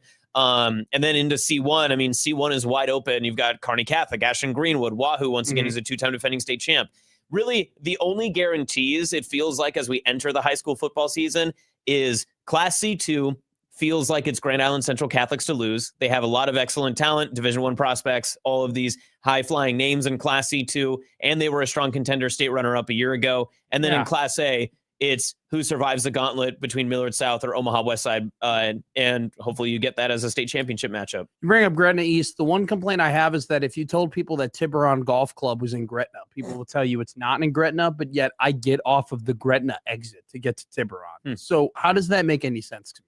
Or anybody? How can I get off of an exit that says Gretna, but yet you tell me I'm not in Gretna? I didn't realize there was such a divide between Gretna and the city of Omaha, or at least maybe the natives, or I don't know. I have no idea. I tell people, Black Cat himself was tweeting at me yesterday when I was going, and I was like, you know what? This is a conversation that I need someone to explain to me. I've been told by people the history of Gretna and the fact that all that type of stuff, where it used to be in someplace outside, someplace, everything like that. But I just get pissed off when I tell people I play golf in Gretna, and I tell them at Tiburon, they go, "That's not in Gretna." I'm like, I get off the Gretna exit. That doesn't make any sense. I think I'll start telling people I live in Chalco just to see if people. I just tell people I live on Dodge. Nice. That's Omaha. Yeah. I go, I'm on Dodge. I'm near downtown. I told somebody the other day that we went out we were legitimately in like OG original downtown Elkhorn eating. And I was like, oh yeah, I was out in Elkhorn. They were like, where were you? And they was like, it has an Omaha address. I was like, I don't know how to win. I don't know how to win. Yeah, no, yeah. Look, you're talking to me here. I never win in terms of these arguments ever. Okay. When it comes to where places are and where cities are located within this city, I defer. I go, okay. Who their hometowns are 6 hours away from here. We're just trying to talk local. When I talk geography here in Omaha, I go, whatever you say. Whatever you say. Peterson ate at that restaurant in Holdridge, Sacramento. Everyone was very quick to tell him it's in Sacramento. Could you tell us? Yeah, could you settle this about, like, obviously it's Sacramento. The locals think it's Sacramento. Is it close? Is Josh way off base? Or is there some type of nitpicking argument that we don't know about? Some past history? So it has a Holdridge address, I believe, because Sacramento, the town, does not really exist. I think it's unincorporated because there's like... I've heard it's like ghost town? Well... Somebody in the comments? I'm just reading comments. The Ghost Light. Yeah, the restaurant or the speakeasy, whatever, I guess it is called the speakeasy, is...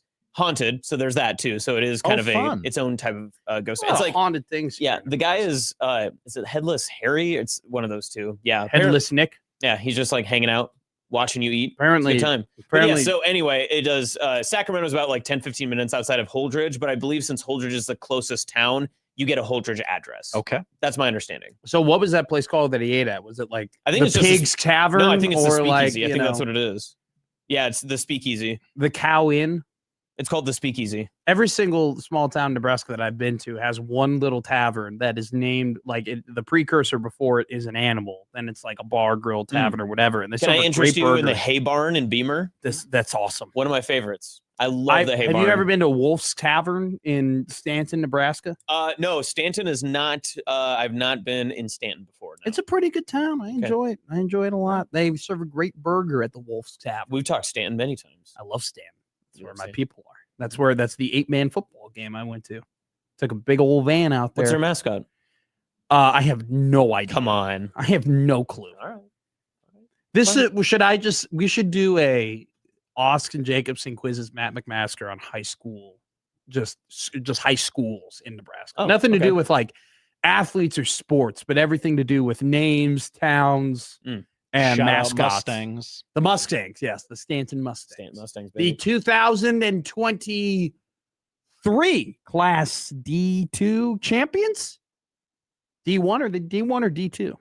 It would be 24 D2, I believe. Nope, you're right. 23 23 D2. because Yep, they lost 23 D2, they yes. lost at Memorial the next year. Rats to I know. Ethan Shaw and the Sandy Creek Cougars. Yeah, screw Shout out Sandy Creek. Fairfield.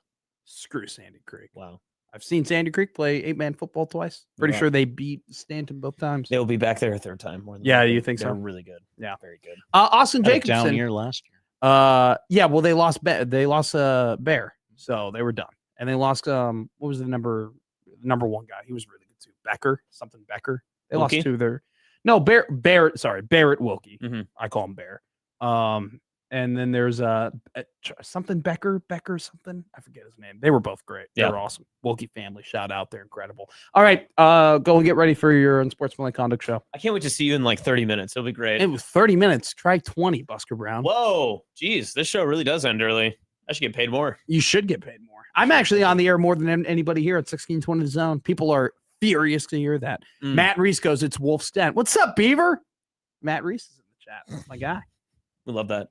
Love Beaver. All right, take a break here. Middays with Matt.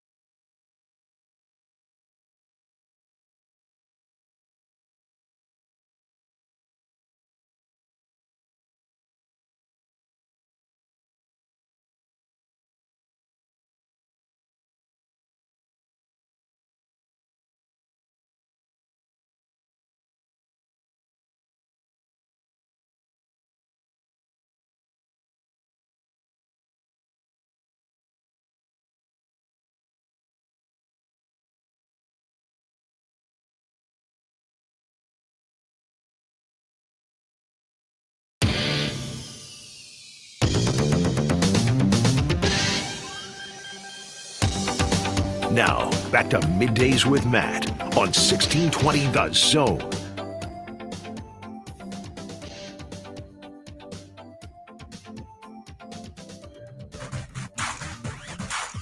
Little mix up. Little remix.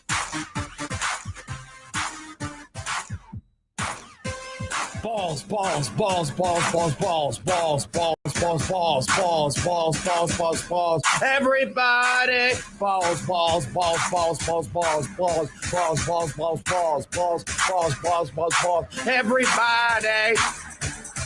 Balls, balls, balls, balls, balls, balls, balls, balls, balls, balls, balls, balls, balls, balls, balls, balls. Everybody, balls, balls, balls, balls, balls, balls, balls, balls, balls, balls, balls, balls, balls, balls, balls, balls. Everybody, balls. It's time for balls, and particularly baseballs here on the Baseballs, that's what we're 1620 talking The about. Zone What else would we Radio be talking about? Network. Who knows? We're always innocuous. That's why they call us Middays with Innocuous Matt. The Kind title a of the wordy show, nickname. MWIM, is what they're calling me. Mwim is what you're listening to. I've really buried that joke. What are we talking about? The good, the bad, the ugly of the Major League Baseball. That's right. The good starts with the Boston Red Sox. They won a franchise-tying record 15th game in a row before dropping the second game of a doubleheader on Wednesday. Baked into that win streak is a 4-game sweep. It's called a mop, actually. Mop. Because it's No one, mop. It's one better than a sweep, a mop. No, ma. Johnny Damon, you got the best butt in the league. Of the first place Tampa Bay Rays. They also, in that 15-game win streak, swept the first place Chicago White Sox. No, ma. They currently hold the final wild card slot in the American League by 2 games over Stibbs' Seattle Mariners. R.I.P. Stibbs. Boy, it really seemed like a good idea to fire their manager, didn't it? Really did. I mean, Really paid off in the long run. Rob Thompson and Alex Cora, bums, dead to us. Alex Cora is. He's been on that list since it's dawn. I'm pretty sure Alex Cora is a founding member of the Dead to Us list. He's the John Hancock signature of the Dead to Us We list. should actually go ahead and like make a Mount Rushmore of Dead to Us. Oh, wow. Albert Breer, followed up by Alex Cora, the entire Michigan athletic department. Ooh. And then we'd have to think of a fourth one. Oh, Nick Stauskas. Nick Stauskas. Easily. Great 4. Yep. Just put Ward Manuel. Ward Manuel's not on the Dead to Us list. You know what? Dead to Us. It's official. Add it to the list. We should probably have like a stamp or something like that. Yeah. What's the bad of Major League Baseball? The bad is the Miami Marlins. Well, that's not new. They've lost 9 in a row. And Wow. they host the Padres this weekend. They are now 8.5 games back of Atlanta in the NL East, 4 back of the second place Philadelphia Phillies. They were tied with Philadelphia at the All-Star break. Hey, Mike Stanton, is he still on the Miami Marlins? Mike Stanton? What year is this? There's no way. Mike Stanton. Former left-handed relief pitcher who pitched for 18. That was Giancarlo. Oh, Giancarlo. It was Mike. And then, Oh, yeah, his name is Mike. That's yeah, right. come on, Josh. I'm sorry. How did I stump you? That's not supposed to happen. I was just revealing how much I don't care about the Miami Marlins. You know what? Dead to us, Miami Marlins. Whoa, I love Stamped that. in there. The ugly. The of Major ugly. League. The American League West. The Texas Rangers lead that division with a record of 51-51. Wow. 3 teams are within 2 games of each other, so it's competitive. But woof, nobody in that division has a winning record. I love the Texas Rangers. Who said being mediocre doesn't get you success? When they recently Listen to Middays. got to a World Series. Yeah, a couple of years ago. By the way, what a World Series nobody gave a rat's ass about. I remember doing the show with Connor, and we're like, wow, we are 2 baseball guys who do not care about the Diamondbacks and Does Rangers. anybody ever hearken back to the riveting Arizona Diamondback and Texas Rangers World Series? Does anybody ever go, man, what a series. I missed that one. I was on the edge of my seat the entire time to see Alec Thomas bat 7th for the Diamondbacks. Corey Seager, World Series MVP. He's still he's still on the Rangers. Can you imagine if he's still on the Rangers, right? Yes. Okay. I thought you were going to tell me he went back to the Dodgers. They all do. By the way, happening right now on Chicago Sports Radio is people are freaking out about Murakami potentially being the replacement for Freddie Freeman in L.A. Whoa. Yeah. How tough of a look would that be for the Sox? I mean, you would just hate to see it, right? I He mean, could have picked any team, and he picked yours. It would just be terrible if Munetaka Murakami ended up playing for the LA Dodgers after 1 year at the Sox. That'd be awful, right? God, I want that to happen so bad. I do. Feels that way, yeah. That'd be awesome. It'd be really awesome if the White Sox made the playoffs, won a series, and then just all of their players some way somehow got poached, and then they went back to being irrelevant. That'd be fun. That'd be really fun. No love for your South Side brethren. Zero. Your friends. You have friends. Which is why I don't like the Sox even more. The Pope is a White Sox. So what? So what? You know what? If the Pope, if his favorite player is AJ Pierzynski, I don't know if he should be leading the church. Well, okay. What does that say about the Pope if his favorite baseball player is AJ Pierzynski? All of a sudden, you're going to have the Dalai Lama be like, yeah, I really, really, really, really, really like the Broad Street Bullies. That was my favorite hockey team growing up. Right? Are you kidding me? You're kidding me? You're telling me that you wouldn't be a little concerned if Queen Elizabeth loved Chris Pronger? You wouldn't be a little bit shaken up by that? I mean, what are we doing here? Would you vote for a presidential candidate who said his favorite player growing up was Steven Jackson and Gilbert Arenas? That wouldn't give you a lot of solace, would it? That could happen in a few years. I doubt it will. With their vice presidential nominee, Sophie Cunningham, according to Chuck Klosterman. Now that's a ticket. That is a ticket. Gilbert Arenas and Sophie Cunningham, 2000 and wait, what year? 2020? 2050 is when Klosterman said No, it would but happen. do they even have, so 2020, 24, 28, 32, 36, 40, 48. We wouldn't even have a 2050. Wouldn't it be a 2052 or 2048? Yeah, because 2040, then 44, then 48, then 52. See, Klosterman was wrong. got it wrong? He got it wrong. That's the first time that's ever happened. Really? I don't know. I read that 90s book. It was kind of boring. Whoa. It was. What? Just I tried reading. people like this Klosterman guy. I'm just saying, back off. Do you like the Klosterman guy? I have no idea. I've never sampled anything he's done. Why are you white knighting for an author that you've never read before? Well, I think we should maybe be nice to authors. You know what? That's a good take. I'll support that take. Okay. Nice to authors. Oh, Maybe not all authors. Some questionable authors out there, There's some books that Josh Peterson really likes to read, yes, that I've has heard some of these questionable books. authors, He was rooting for Argentina in the World Cup for reasons. Yeah, don't ask about those guys' grandparents. Don't do that. I think that'd be a bad idea. All right, that was balls. How about that? Good round of balls, everyone. Look forward to doing it. Somehow we ended up in 1945 Poland after always talking do. about baseball. Don't forget about all of the great things we do here at MWM, all of the awesome topics, all of the awesome benchmarks, which are run by Josh Johnson. Don't forget about Top 10 Tuesday, by the way. Oh, yeah. We should make a point to maybe pick the Top 10 Tuesday topic on Fridays. Oh. That way we have adequate time to prepare. Kick the can down the road. A little bit. Do you have a Top 10 Tuesday topic off the top of your head? Haven't given a second's thought to Tuesday's show. How about leaders of the free world? Careful. I'm spitballing here. Uh-huh. That's what we're great at here on the 1620 Zone Radio Network. What to watch and Dog of the Day, followed up by USC in the crossover, giving you a great Friday here in the Big O and on 97.7.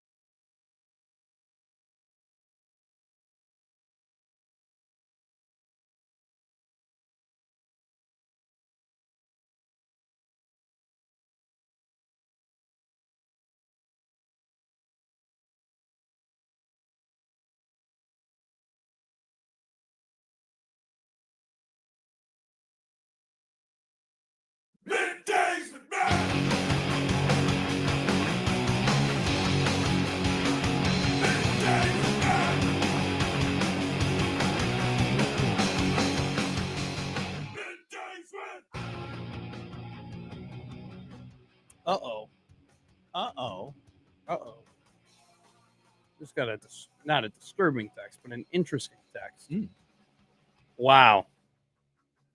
Tony Romo has been arrested, according to FoxNow.com. I was prepared for a lot of things. Wow. Not that. You want to guess where he was arrested? Cracker Barrel. Milwaukee. Of all places. Huh. His mugshot is quite something. He seems pretty pleased with himself. The brief. Tony Romo was arrested in Milwaukee on Thursday night, July 23rd for OWI. Operating while intoxicated. Performed poorly on several field sobriety tests. Terrible. Well, that was the reason why I was shocked is somebody texted us and I was like, we got a text notification. I wonder what it is. And I did not expect to read from Jay Skirtod. Looks like Tony Romo was arrested. Didn't think that would come across my bingo card today. All right, Josh Hodson, what are we watching this weekend? This weekend, we got baseball on our TVs. Yankees, Phillies tonight on Apple. Sunday night on NBC. I wonder if LeBron will make an appearance. Probably. The guy loves attention. And the Yankees. Blue Jays, Red Sox tonight on Apple as well. Tomorrow afternoon on FS1, 3 o'clock in Miami. It's Padres, Marlins. And tomorrow night on Big Fox, it's Dodgers, Mets. WNBA All-Star Weekend in Chicago. Whoa, never been there before. Hope to get out there one day. Tonight, it's the skills competition and three-point shootout on ESPN. Tomorrow night, 7:30 on ABC. It is Team Spoon versus Team Coop. That's Cynthia Cooper and Teresa Weatherspoon, WNBA legends. A lot of new movies to watch this weekend. Netflix has 72 Hours.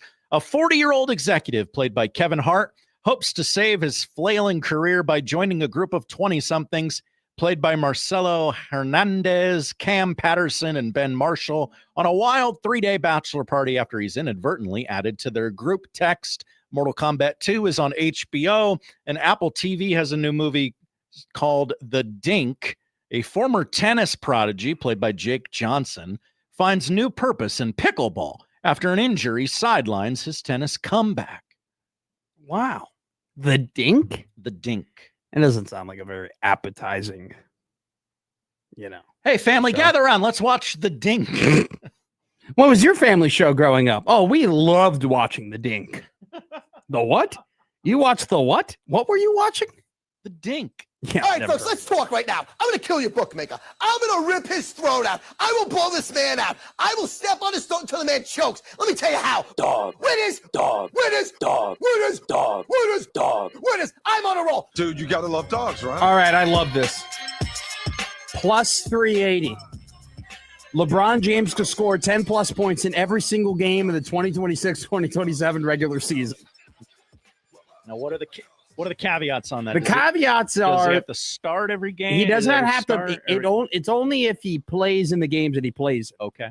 The rules are that they must take the court in a 2026-2027 NBA regular season game for bets to stand. Market will void otherwise.